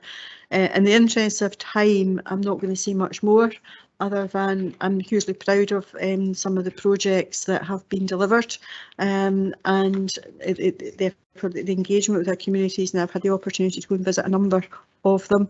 I'm pleased that we're still going to have the small grants because that will continue to give that support to our communities and also enable us to help to continue to develop that programme by leveraging in external funding from other sources that will be able to continue that investment by our communities on their chosen projects going forward. So I'm happy to move the report. Councillor Bowes. Thank you, Convener, and I will try to be as brief as we can. Let's start by thanking the Community Choices team for their work in developing and managing participatory budgeting for Falkirk Council. I first came across PB, and we'll keep it as PB if I mention it again, at a COSLA meeting and seen the positivity and the challenges for PB and other councils.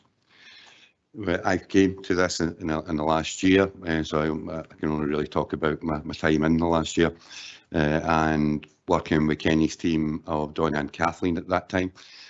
Donna has always been a great strength for the community, and she's very supportive of everybody who's been involved. These people and this team got this off the ground and ended up producing 55,000 votes from members of the public interested in seeing what community projects moving forward in every single ward of the Falkirk Council area.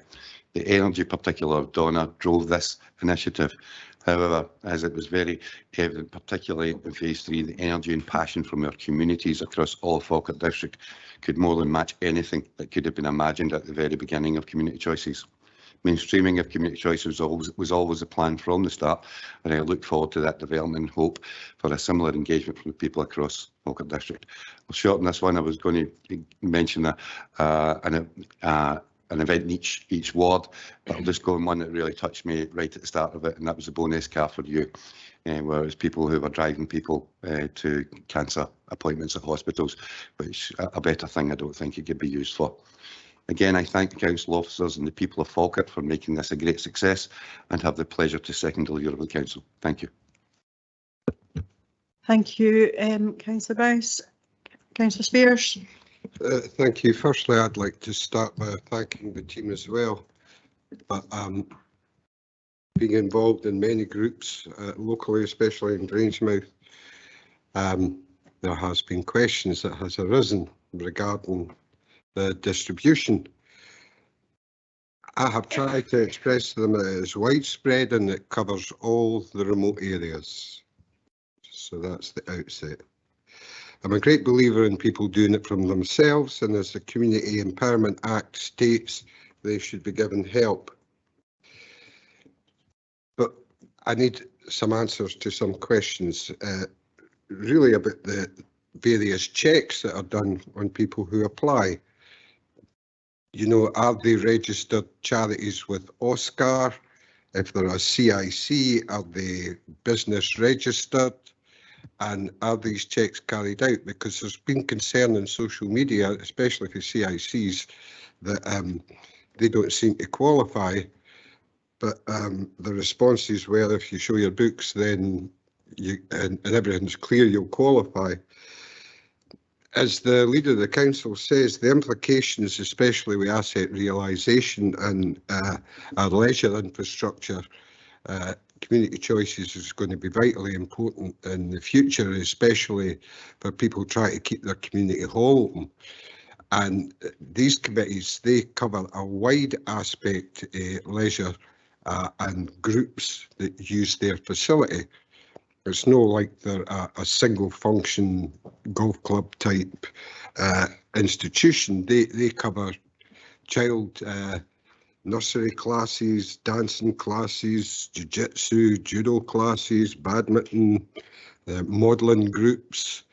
And I don't mean fashion modelling, I mean making models. So I would say this is important. I don't know if 3 million will cover it, because once the asset realisation goes through, you're going to be inundated by people who's taking on the former local authority facilities to try and keep them open. So if you could maybe explain to me what kind of checks are done, then that'll answer to the general public exactly what the process entails. Convener, for yourself, I'll go through the checks in that first. There's a wide range of checks and balances that are done, and that's what the team, Donna and other professionals look at, as well as we have ward champions. And through the report you'll have read where I said some communities taking additional support required, and that was to make sure that the projects are viable. If the projects are not viable, if they don't stack up to muster, then we'll not proceed. We've also got a fine balance, financial regs first and foremost, but then making sure that we can get the money out to those proactive groups as well. So we're really quite comfortable. We've been auditing some of the processes we've done as well from our internal. So as best as I can sit here, that the teams follow financial regs and make sure that everything would stand up to any audit, councillor. The other thing I would say is the 3 million was for the period that's out to end. We've got another phase coming up, which is phase 4, which will be a circa, if members agree to, of 900,000 for phase 4. Okay.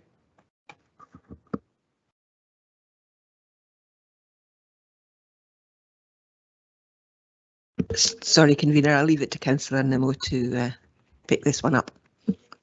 Yep, thanks, convener. And thanks, Kenny. Thanks for the reports. A very positive report, and you'll be pleased to know we've not got any amendment to put forward in relation to this. In the past, when we've been conducting council surveys, we've got a very low return coming back from the public. This seems to have bucked the trend. We seem to be getting good numbers. How are we proposing to increase the public participation going forward? Convener, for yourself, thank you very much. The idea why we've got a lot of interest is basically back to the foundations of this, because your communities are having a say, and that's where the main PB comes in future. So they're feeling that their voice is heard, they're making a difference, so that's why they're having that vote.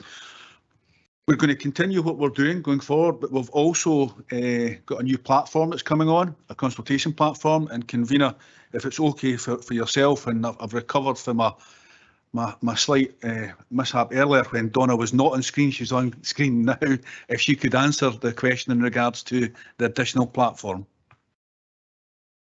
That'd be okay. Donna. Welcome, Donna. Thank you, Convener. Yes, the new platform will replace Citizen Space, which we're using currently, and that will let us engage better with our communities. So it has a number of benefits. It's first of all, it's easier for our staff to use, it's quicker, and we can use it for a different range of things like online workshops and focus groups. But it's also easier for the communities to use. It's more streamlined. So it's got a good interface, so it's simple, consistent, intuitive, and also an additional benefit, I suppose, it's got an improved functionality. I mean, we can reduce our reliance on external consultants for engagement with our communities. So that's a kind of summary of the benefits of the Citizens Lab platform, and that's due to be launched in the autumn. And one of the benefits, I guess, for Community Choices is that it's got a built-in voting counting mechanism, which the current Community Choices voting system is a manual system, which is fairly time-consuming for the staff. Convener, I would also say we would pick up on the things that we've learned by using our third sector, especially areas that we call hard to reach. It's not that they're hard to reach, it's just that we didn't try hard enough, and that's some of the benefits where we've seen the additional voting come on. So we'd want to build onto that, Councillor. Okay, thanks for the answer there, Kenny. Thanks, Donna, for your input there as well. The next point is, can you maybe just expand on why there was an underspend and the reasons for that?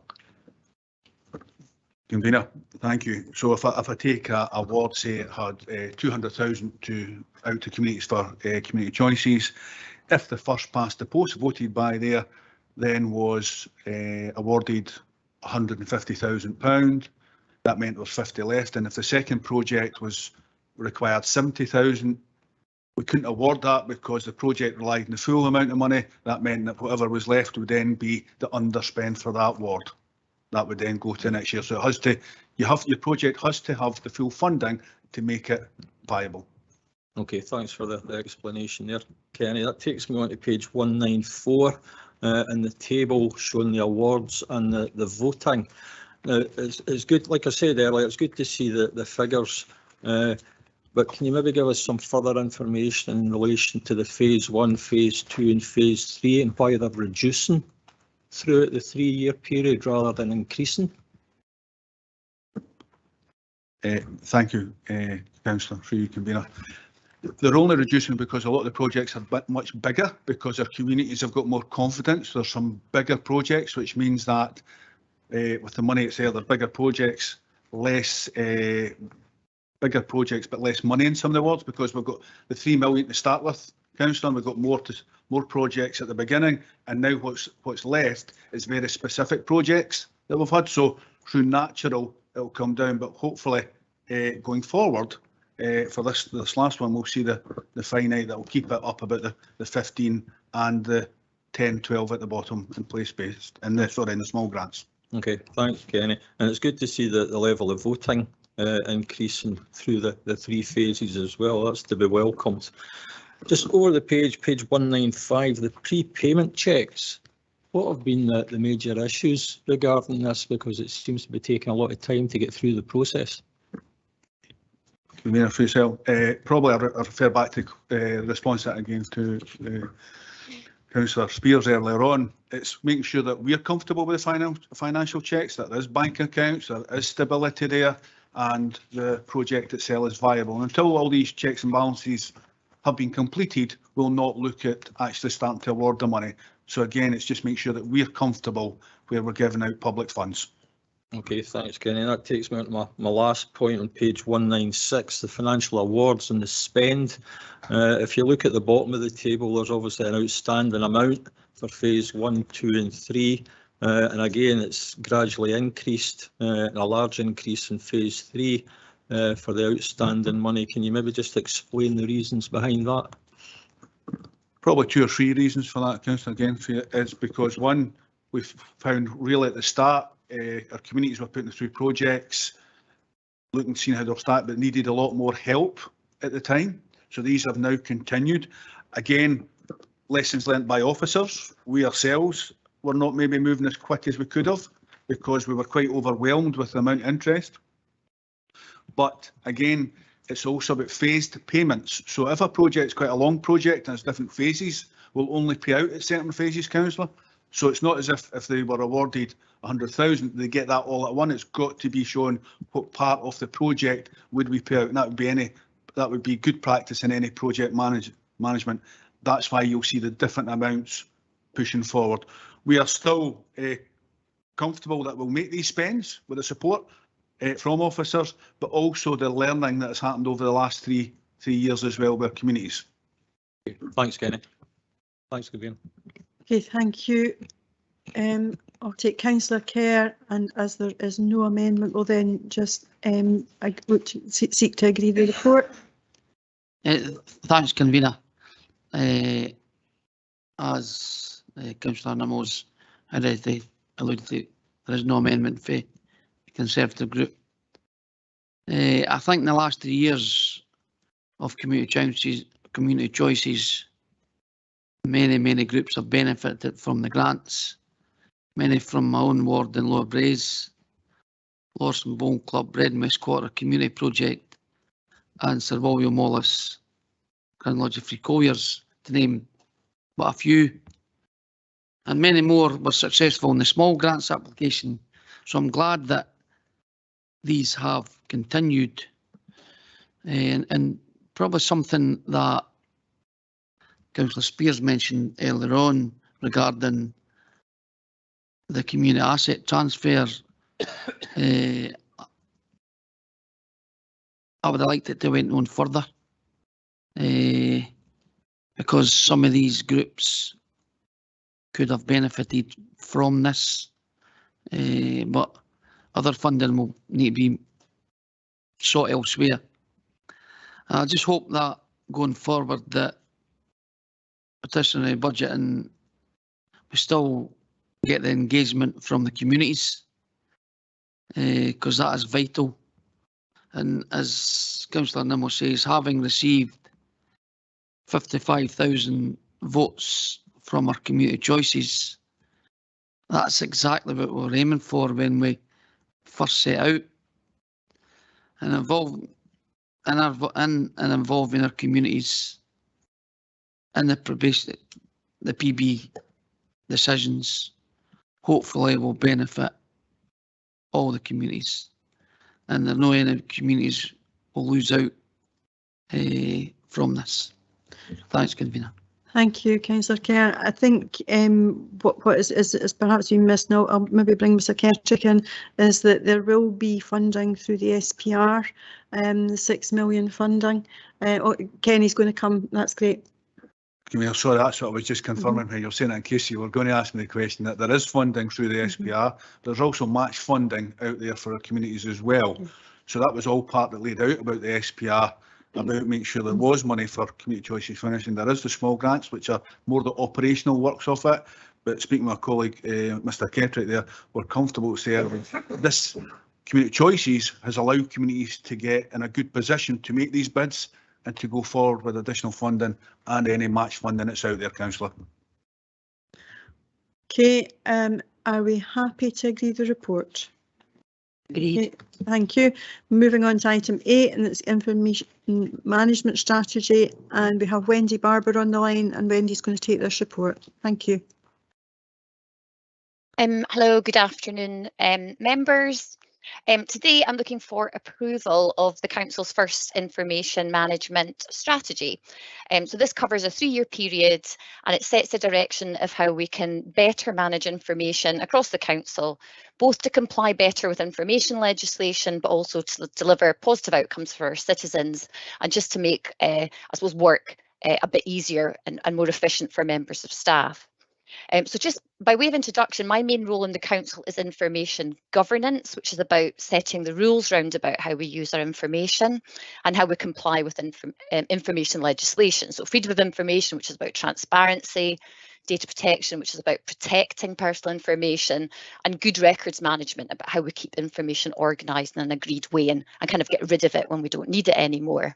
And related to that, there's a wider issue for the Council round about how we manage our information more generally. So we kind of need to understand what we have and where it's held before we've got confidence that the rules are being applied properly.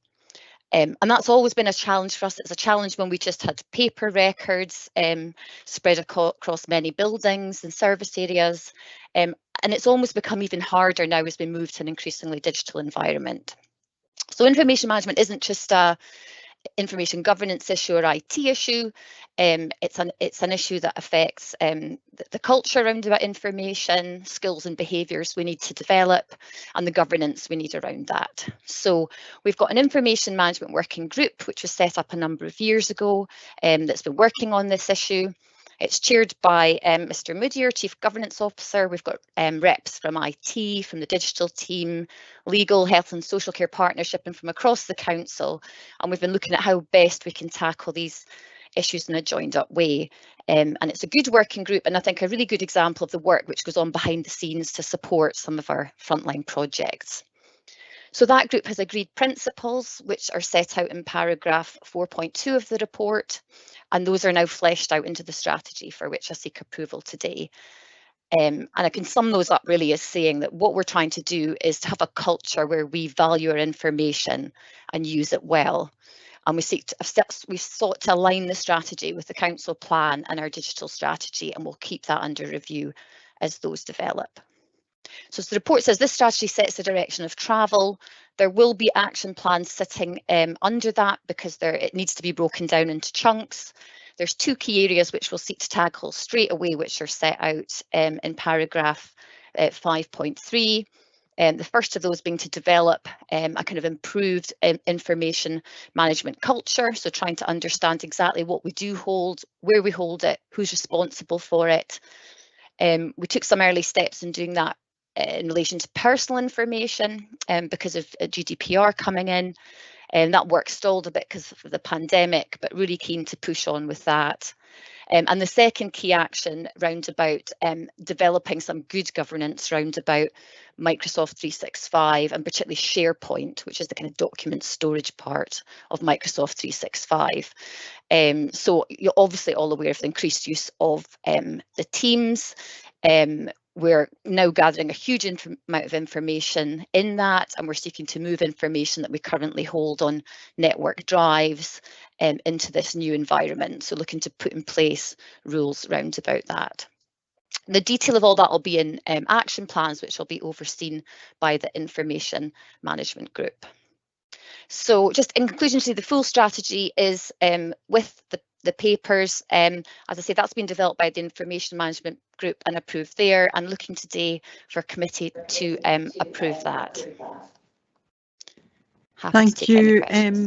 Thank you for that, Wendy. Information management is actually something we have to have, and I think it's a technical report, but it's something that's very important for the Council as an organisation, and indeed most organisations are either looking to develop similarly or update. From the point of view of members, with more challenging times and both financial and difficult decisions, it's important that there's appropriate use of data and information to enable the elected members to make evidence-based decisions and to help manage the risk and demonstrate our performance. It's therefore important that we only hold the information that is needed, and it is only used for the purposes that it's intended, and it's secure, and that is something that's quite important. And so there's been many instances recently of information that hasn't been secure. The strategy will help support all of that and help to improve shared access across the council to help improve efficiency, as well as helping to develop a digital strategy around the storage of information and best use of it. So I thank the team for bringing this forward. I think the principles are good key principles, and it's good to see that there's actions already been taken, and that there will be an action plan developed along that. And I'm sure that members will have various iterations of that review as we go forward. Councillor Devine. Happy to second the reserve right. Okay, I will open up colleagues for any questions or comments. If there is no, Councillor Hannah. I'd just like to say thank you very much for all the work on this. I absolutely agree. Information is key to decision making, and having a good sound strategy is incredibly important. So thank you very much to the officers who've been involved in this. Okay, thank you. Are we all happy to agree? Agreed. Okay, thank you. Moving on to the review of taxi fares, scales and other charges, and I'll go to Mr Moody. Yes, thank you, Convener. And the annual review follows on from consultation with the Taxi Forum, which has wide representation from drivers, operators and from other stakeholders. So the recommendations you have before you today on the changes to the taxi fares and scales all flow from that particular forum consultation. The officers have assessed the recommendations which came from the forum, and I'm happy to support those recommendations to you today in this report to the executive. I'm not going to go through them in detail. I think in brief summary, there's no change to the standard fares. There is some consolidation around extra fares for public holidays and simplification of the treatment of the holiday period. I think there's much to be said in favour of that. I think the one recommendation that caused me some hesitation was the large increase in the charge for soiling in a taxi. Most commonly, if someone is out late at night, perhaps has too much to drink and is sick in the back of the taxi. I think we can all imagine that's going to put the taxi out of operation for the rest of that particular shift. And the recommendation for the significant increase here, I think, came from the forum on the basis that that reflects the actual loss of business and indeed the cost of having the car appropriately cleaned afterwards. So we're not alone, I think, in having a fee of that size. And I think just reflecting on it, if it gives just a bit of more reassurance for drivers and operators servicing the nighttime economy, then I think that's a benefit, because we need to ensure that there is a provision where we can of taxis and private hire cars servicing that particular part of our economy. If you agree to the recommendations today, there will be further consultation. So the matter will go out for public consultation. There'll also be an opportunity for all the drivers and operators to respond as well. So I'll pause there, Convener, and I'll attempt to answer any questions if I can, but I also have the benefit of Mr Douglas with us today, who will be able to answer the questions more ably than I can. Thank you. Okay, thank you. Mr Douglas is sitting in the back benches, but we can bring him forward as required. I'll go to Councillor Devine. Thank you, Convener. I'd like to thank the officers for the work that has gone into this report, and also to the Taxi Forum. As stated, this report details the statutory requirement for us to review the taxi tariff and outlines the views of the Taxi Forum. The report also supports taxi and private hire provision in the council area and relates to the council's planned priority of supporting a thriving economy and the green transition. The proposed changes to the fare table, as detailed in the report, was proposed at the recent meeting of the Taxi Forum by representatives of the taxi trade. The changes include rationalisation of public holidays with a greater focus on Christmas and New Year to encourage more drivers to operate during this period. An increase in the soiling charge is proposed to better reflect a more realistic charge that considers the taxi time off the road while being cleaned and the potential loss of earnings. There is also a proposed charge that could be applied for larger vehicles carrying more than 4 passengers and for carrying larger items of luggage. And as Mr Moody said, if this is approved at committee today, there will be a further consultation. So I fully support the proposed changes in this report. Thanks. Thank you, Councillor Ryan. Councillor Boyce. Thank you. The Taxi Forum allows us to communicate with the businesses and private hire operating taxis in Falkirk, and this report reflects that work. Therefore, I am content to second Councillor Devine in this report, which rationalises public holiday dates, amends the tariff charges, increases the fouling of taxi charge, and an introduction of a new charge for larger vehicles. Thank you. Okay, thank you. Councillor Spears. Thank you. I've always personally seen the taxi companies as our fourth emergency service, especially in our rural and outlying areas. There's been a lot of concern over buses at Tamford Hill, and which isn't particularly outlying. But I know that areas, especially up in the Upper Braes, Blackness, out in Airth and parts of Larbert, are greatly affected by the increase in taxi fares because they use the taxis the most. Or even in economy, depends really on people. People aren't going to spend £15 to get to a place in Falkirk and then £15 to get back and have a good night out. I mean, money's restricted for everybody at present. But the good thing about the taxi companies, they'll self-regulate. They're not stupid. If they're charging too much and nobody's using them, then they'll come to some sort of a situation where they'll make arranged prices with the people. The people will say how much is a taxi at a certain place. And if they realise nobody's taking their taxi, then they'll regulate to suit the people that use them. I'm a bit concerned that the mover of the motion has said that we should pay for time off when taxis are off the road. I don't see why the public should pay for a vehicle that's not being used. But I'm pleased to hear there will be much more consultation on this. But as I said, the taxi companies are not stupid, and they will self-regulate to come to a price that people can afford to pay.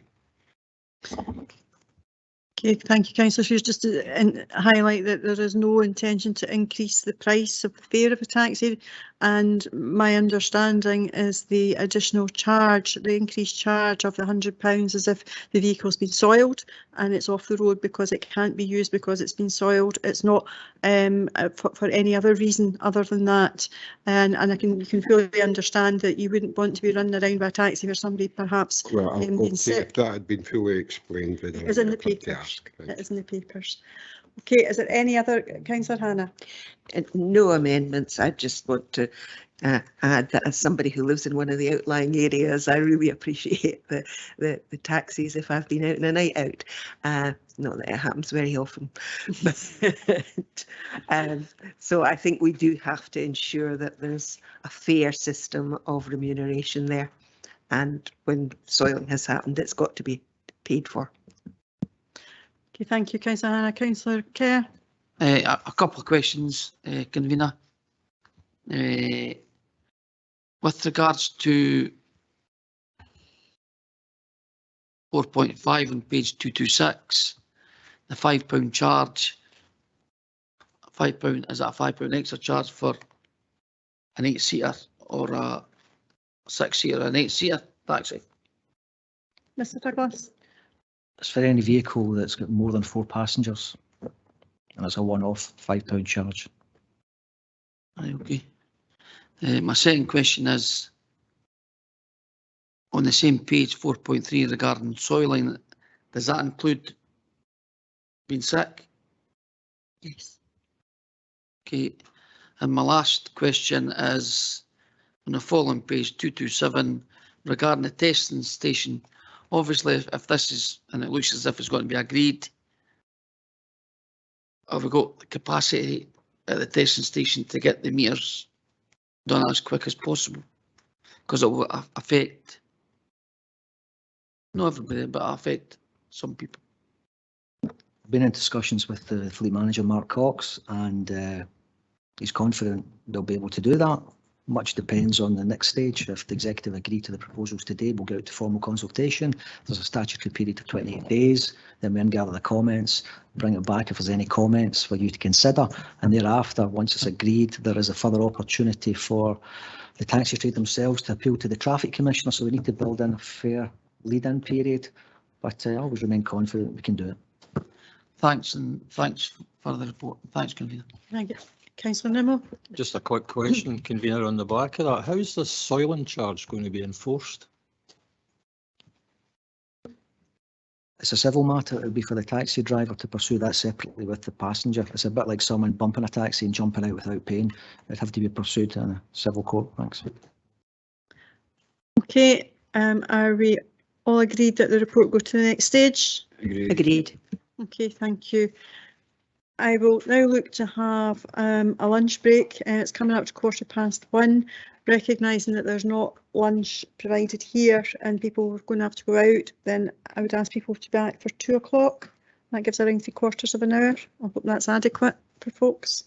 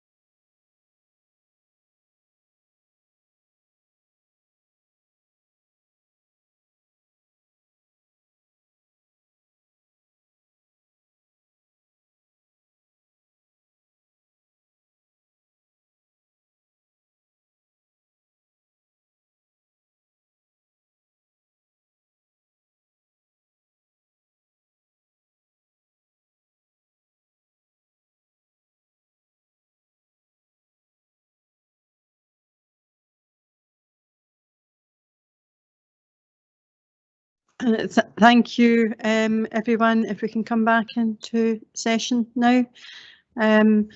We are currently at agenda item 10, which is the Treasury Management Annual Review, and I'll go to Mrs Templeman.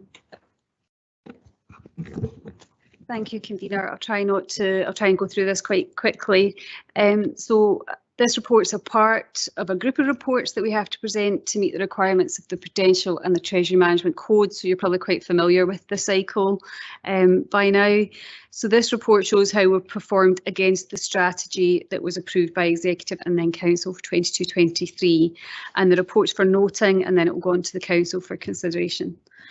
The Treasury report is the most complicated report, I think, of our finance reports, and this one is retrospective, so it's not that helpful at this point in the financial year. It's the capital activity that feeds the Treasury management activity, and the Treasury management activity that then in turn has an impact on the revenue budget. So members have already seen the outturn reports for Capital and Treasury for 22-23 at the June Executive, and so this report reflects what was in those papers.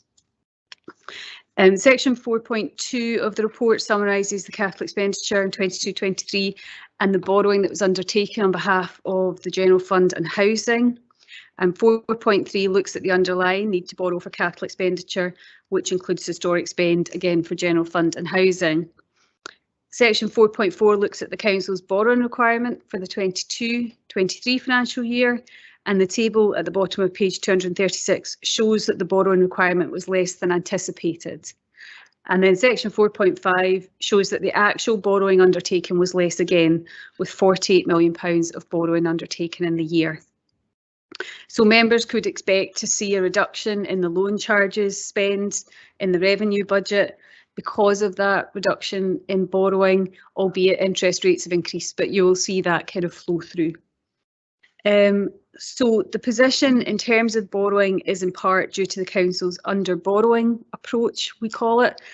And that's an approach that's common to most local authorities, and effectively it just means that the Council doesn't borrow until it needs to for cash flow purposes, and that helps keep our borrowing costs lower for longer.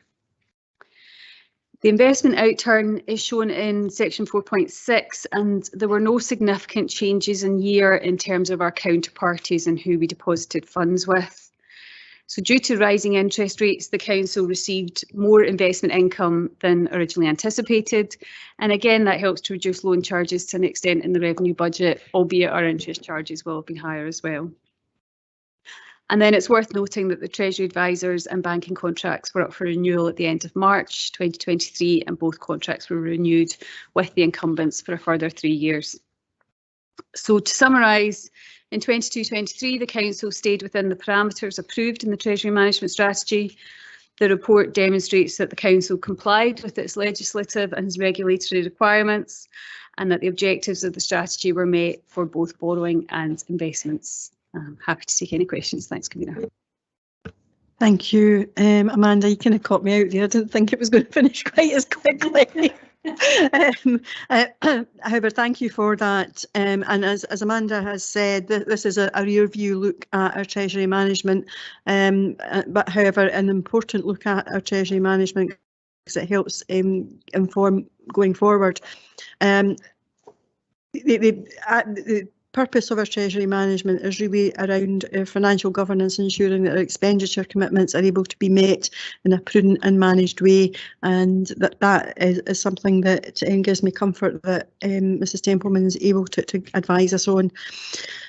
However, that said, the economy remains volatile, and short-term borrowing to meet our commitments going forward will remain the most cost-effective way, but we need to continue to be cited on various options and be aware of the varying interest rates and keep that under review. Therefore, our Treasury management strategy has served us well, and I think this review demonstrates just how well that has done. I'm happy to move the report and refer us on to Council. Councillor Bowes. Can I formally second and reserve the right to come back in? Okay, thank you. Any other questions or comments for Mrs Templeman? No, we're happy to agree the report. Agreed. Okay, thank you.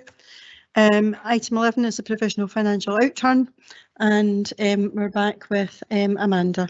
Thank you, Amanda. Thank you, Convener. So this is the first projection report for the 23-24 financial year. It's based on the first 3 months, so that's the April to June, and as such there's a lot of inherent uncertainty in the position, and I'll say a little bit on that as we move through the report. The Council approved the 23-24 budget in March 23, and this included the use of £18.7 million of non-recurring reserves. 15.3 million of that was service concessions and 3.4 million of that was COVID reserves. So firstly, if we consider the overall picture in the report, Appendix 1, which is on page 257 of the agenda, summarises the general fund projection. And the general fund is forecast to underspend by £4.5 million overall, which is made up of £3 million of council services and a further £1.5 million of loan charges. And whilst that is a positive movement, that does mean that the council will still have to apply 14.2 million of non-recurring reserves to balance the position. So just to put it into context, essentially the council would have to underspend by a further 14.2 million to be in a financially balanced position. And so focus has to continue to be on cost reduction and delivery of savings. The positive movement does, however, mean that rather than use £15.3 million of service concessions, around £11 million of service concessions would be applied for 23-24, and the balance, so the difference between the 15.3 and the 11, would remain in the service concession reserve for future use. It's also important to note that there remains uncertainty over the pay award in particular, and that can have a major impact on the financial outturn. That's set out in paragraph 4.1.15 on page 250 of the agenda, and negotiations on the pay award are ongoing.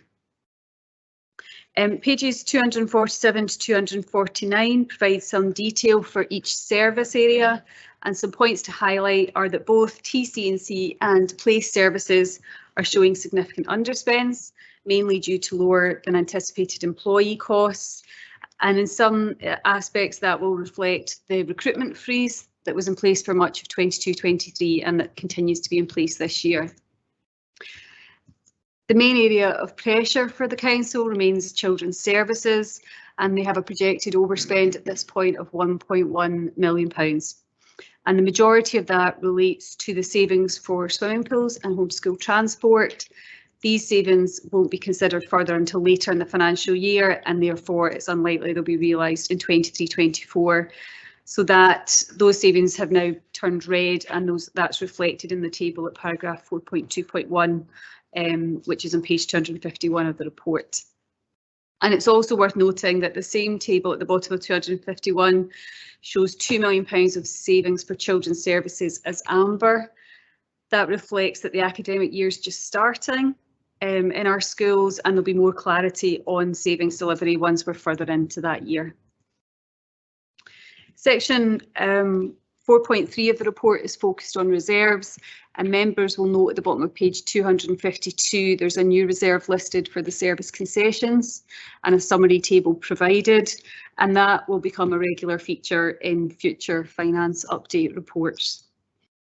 The remainder of the reserves are set out as usual, with a reference at paragraph 4.3.13 to the new earmarked reserves, which are the ones that were allocated during the 23-24 budget meeting, and the allocation of those reserves is detailed in Appendix 3 of the paper.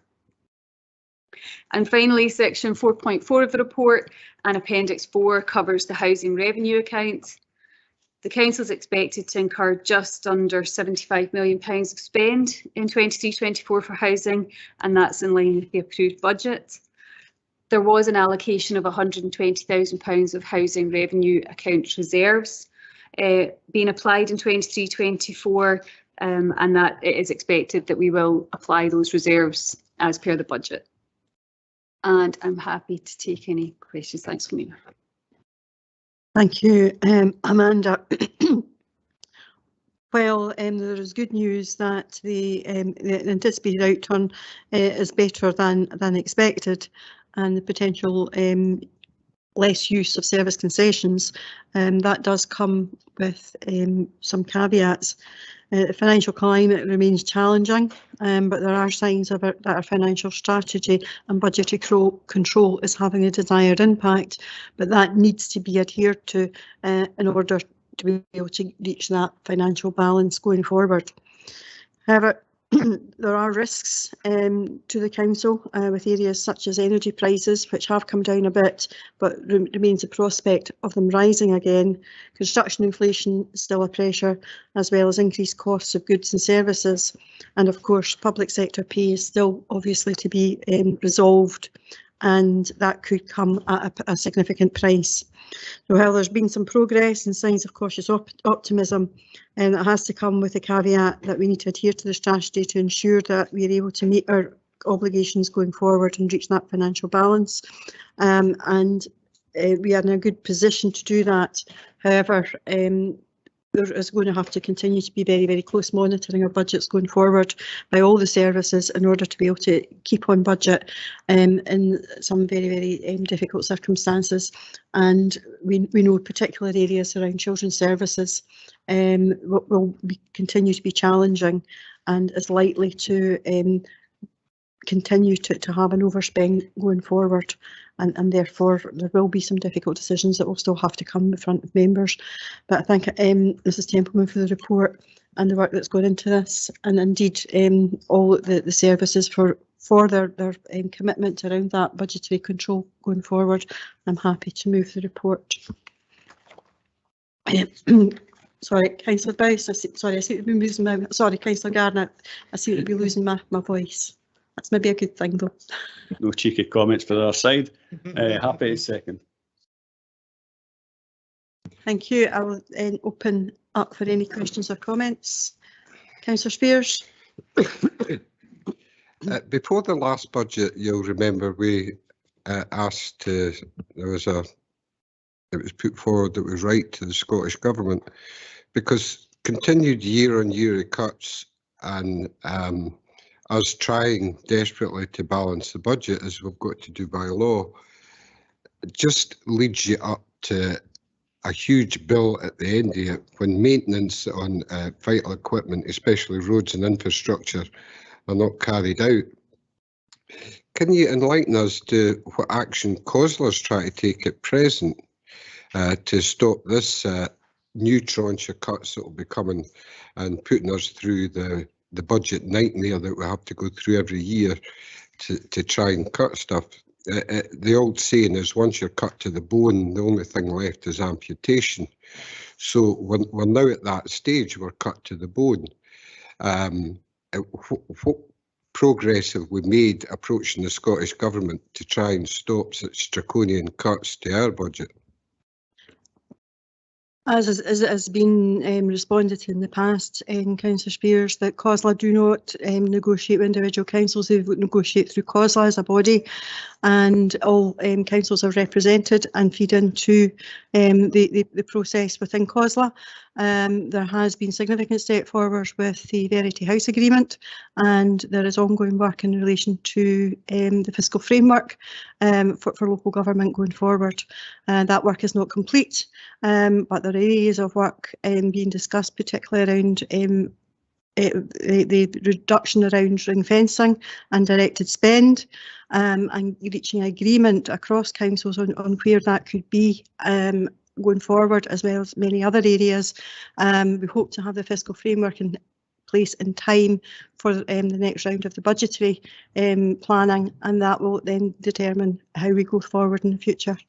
I don't know whether Mrs Templeman wants to add anything in relation to the work that's ongoing through the Directors of Finance.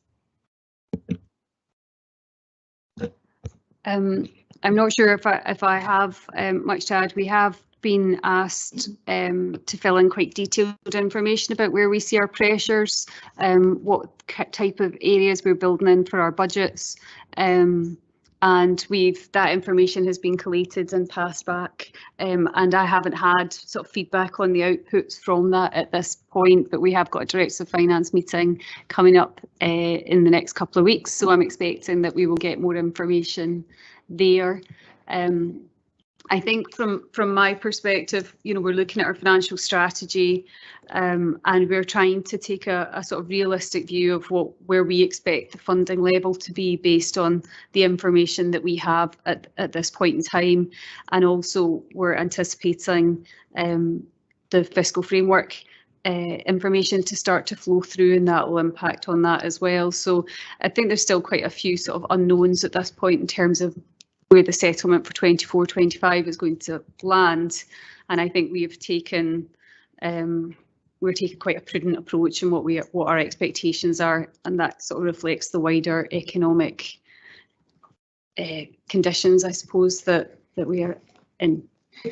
My concerns are that the Scottish Government didn't listen to COSLA on the last tranche, and I don't see a great change politically occurring. Maybe the election will cause a change, but the concern is we employ a lot of people, and there is great concern out there, not just with the workforce but the communities at large, that if there's more cuts and the infrastructure and everything really starts to break down, then balancing the books isn't balancing the books, it's storing up for the future a level of work that's uncontrollable, and that's my concern.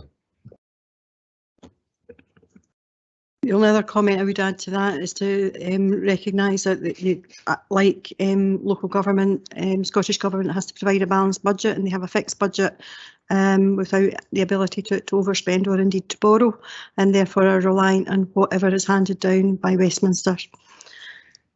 Any other member, are we happy to agree the report? Agreed. Oh, sorry, beg your pardon.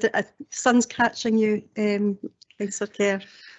This is maybe a question for Karen, and I don't know if it's appropriate to this, but there's been that much media attention, and we went through the pain for years regarding fair pay. We've passed all that. We will only be brought back into that again, hopefully. Convener, thank you. Yes, we did go through considerable pain in terms of dealing with fair pay and equal pay, and all of the settlement claims that we had have indeed been dealt with. So in that respect, they're closed off. I wouldn't 100% guarantee that somehow someone raises a claim for that.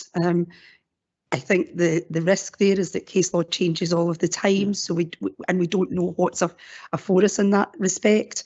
But in terms of our practices, we do everything we possibly can to make sure that we close down any possibility of a risk of equal pay for the council, and that's also now, I think, more recognised within some of the national discussions about pay as well, with there being a national fair work group just looking at how that's all applied, in addition to what we are doing locally.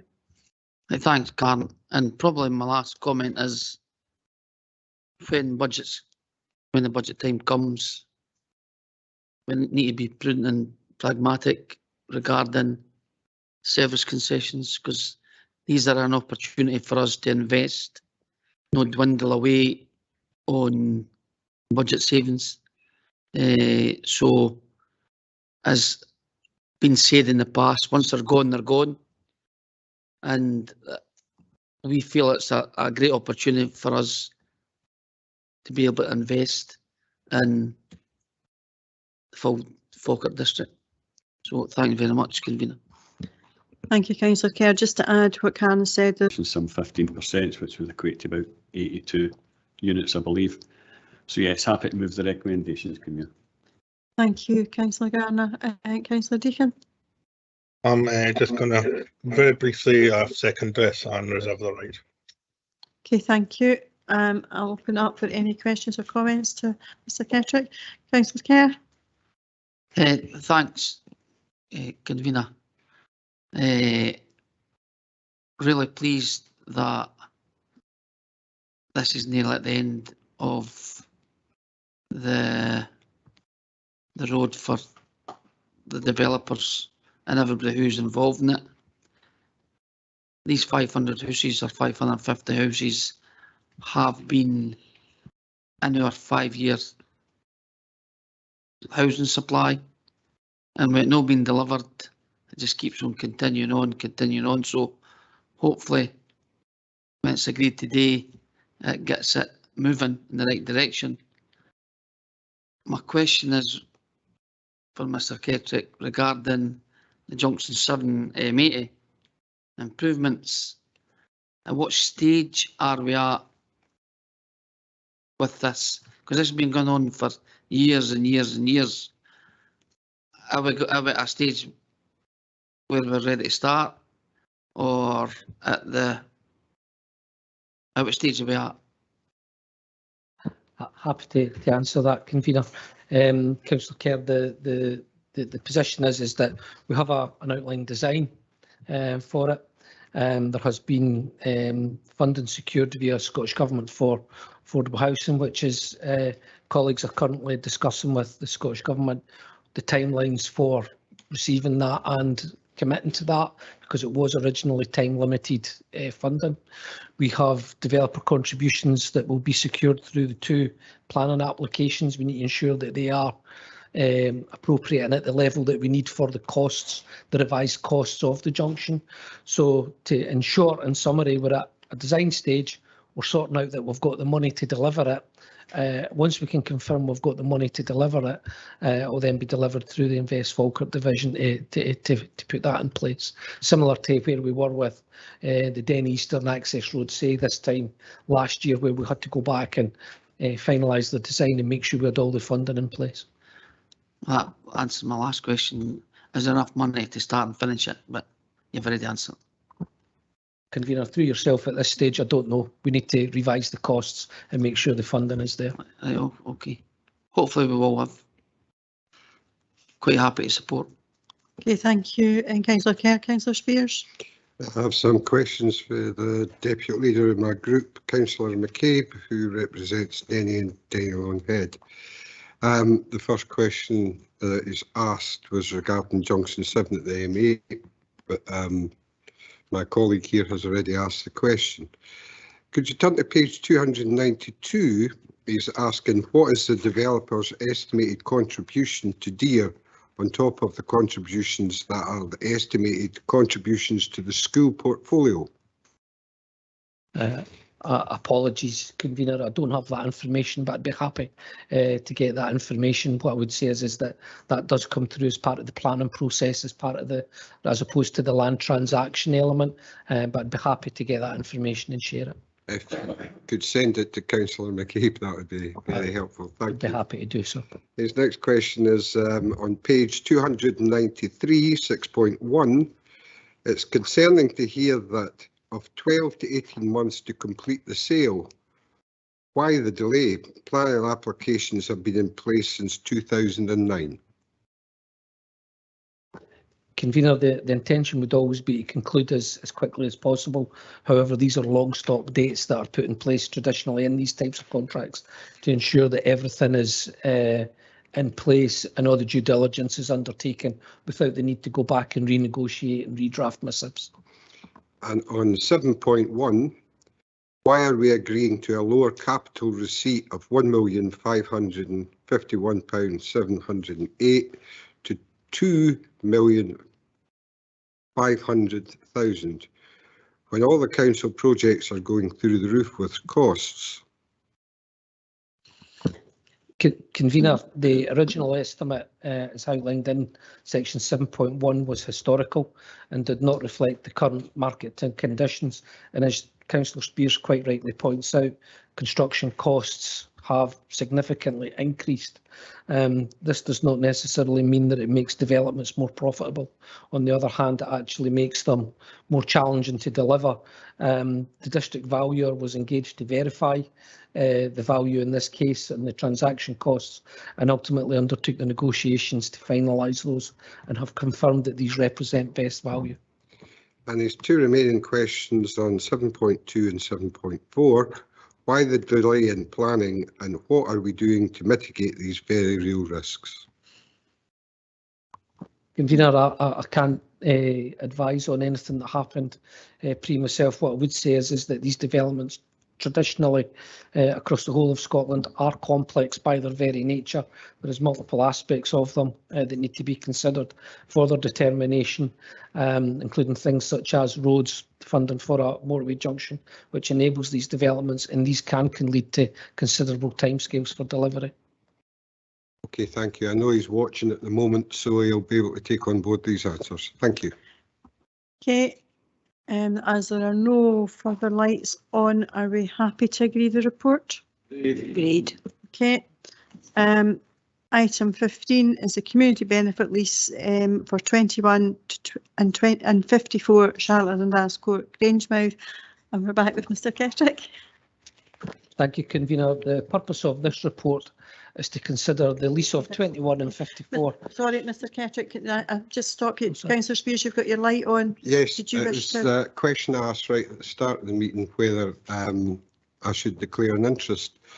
The Kirsebank Community Project is operated out of the town centre and was really started up and started operating out of the former pound stretchers at the start of the pandemic. It was integral in our Let's Feed Grangemouth campaign. Could you maybe state what your interest is? Because we're getting a speech at the moment, but could you state whether or not your interest is? You're getting my interest, I'm telling you. Well, I think it was me that started it's the very Let's clear. Feed Grangemouth campaign. But You'd be it's best to very let me clear. go on instead of trying to shut me down all the time. Councillor Spears, could you let me finish? We don't need a full backstory. Could you please say what your interest is and allow Mr. Moody to determine whether or not? If you let me continue then. Having worked for this organisation for some 2.5 years, I don't have a present association with them, so I need to know whether I will be able to declare an interest or not need to. And that was all we needed. So if I understand that correctly, Convener, I think Councillor Spears is indicating that he worked with the organisation for 2.5 years. He's no longer working with the organisation. I wonder, Councillor Spears, just how recently you were working with them? Occasionally I will still help deliver groceries to senior citizens that call me in a desperate situation, and they have limited delivery service, so I will offer then to go and pick the stuff up and take it to the older people in Grangemouth. So it would perhaps be fair to describe you as an occasional volunteer with the organisation. I always will be an occasional volunteer for them because it's vitally important this service is maintained in Grangemouth.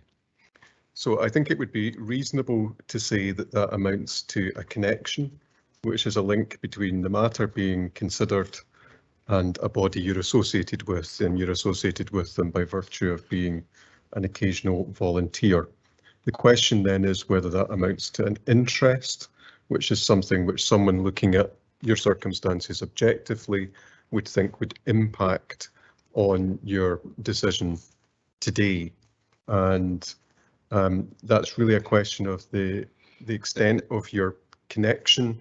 But if you're asking me for my view on this, it's for you fundamentally to judge, but my view is it wouldn't amount to sufficient interest to require you to withdraw. Okay, thank you.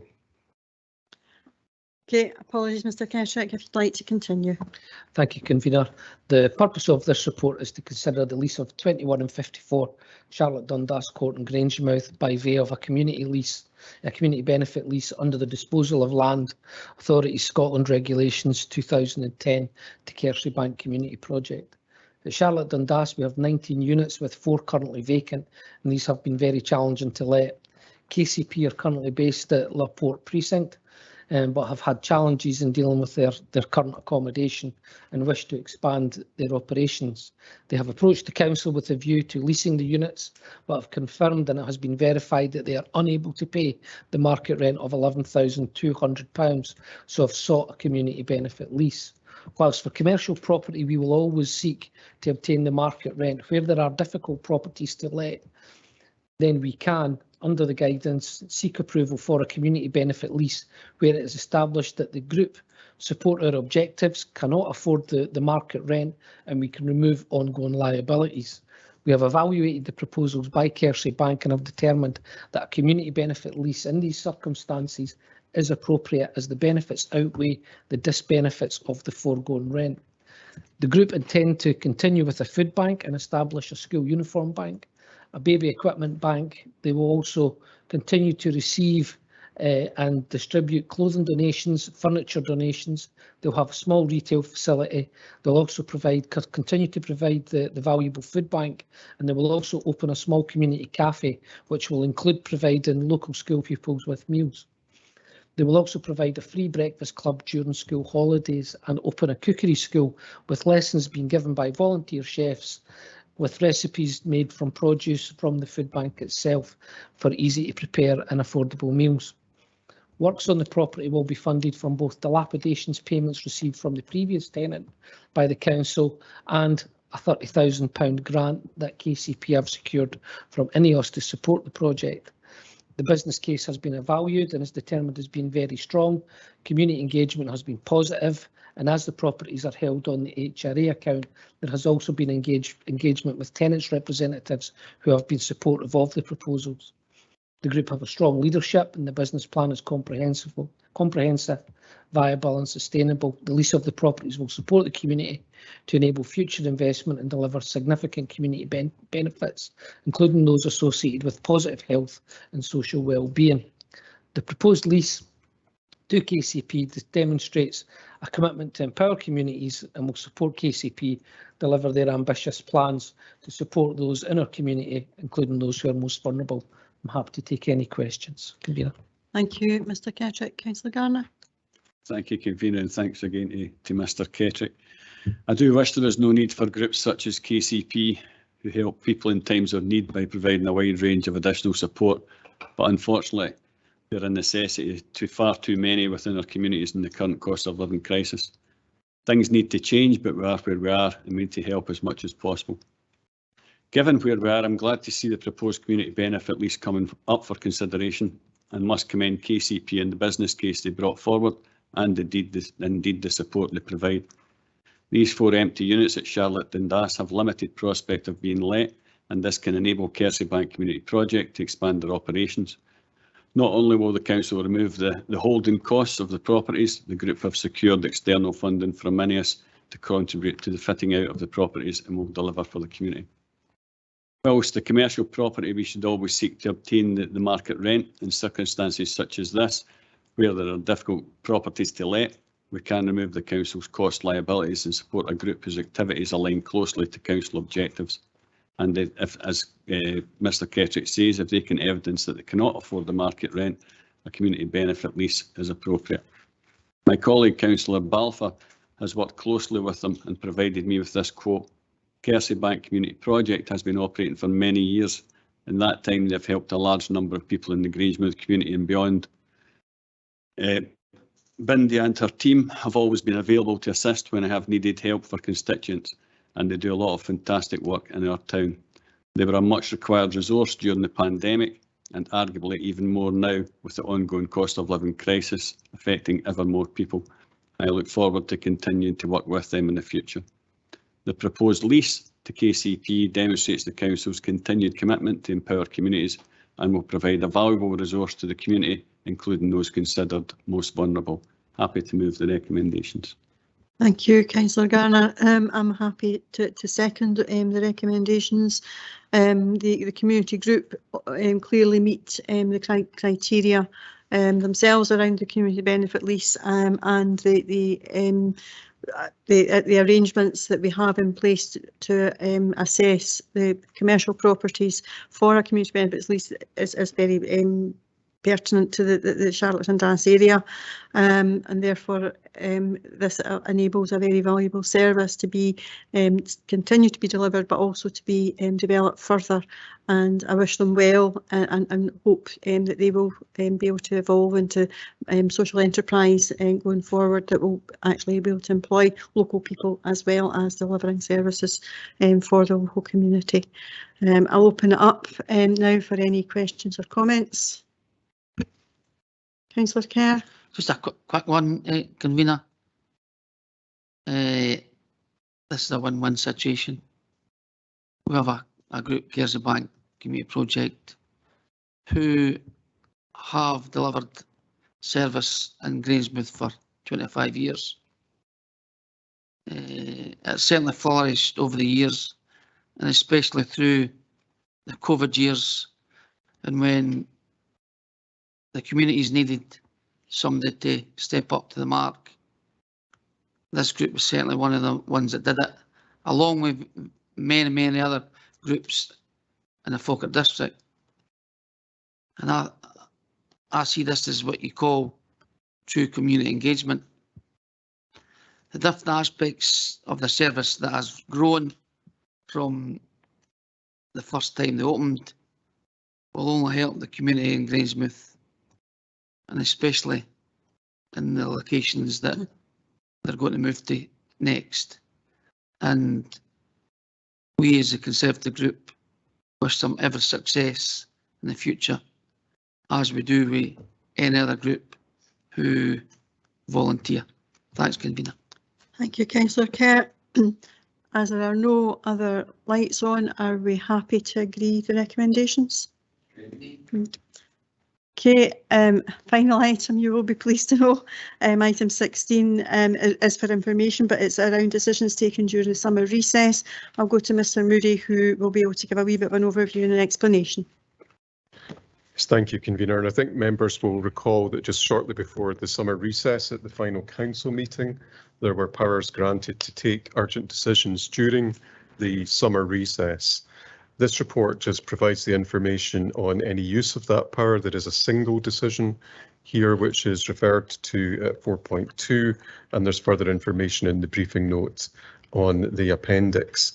The decision has already been taken, so it's really a matter for information only, but Mr Ferguson is available on the call if members have questions in relation to the matter raised in the appendix. Thank you, Mr Moody. I'm happy to move the report. It is only for information, but it was an urgent report that required an urgent decision that required to be made, and it was important it was made at that time. It helps to reduce anyone who's getting into debt with the matched funding, and it was appropriate that that be taken urgently. Mr Ferguson, is there anything you wish to add? I think just to advise the director of where we are with the report. So obviously we went live on the 24th of July, and to date we've had 98 people signed up to that with a total debt of £170,000. So going early has helped get those 100 tenants more reassured that the position is safe, and obviously dealt with that £170,000 worth of debt. So I think it was the right thing to go early, and I think obviously we will come back to members in due course with full report, but so far so good. Okay, thank you for that. Is there any questions from anyone? No. We're happy to acknowledge the information report. Agreed. Agreed. Okay, thank you. That brings us to the end of today's executive at 3 o'clock. That was kind of my target for the afternoon session, so I thank people for their brevity in getting through the business this afternoon. While this morning's session did take a long time, it was right that it did take time to do that, and there was appropriate emphasis given to the particular reports, but I hope that you can all now have a nice afternoon. Convener, can I just see how young Councillor Deaton looks? Yeah, he's got quite a slim face underneath all that fur that he did have.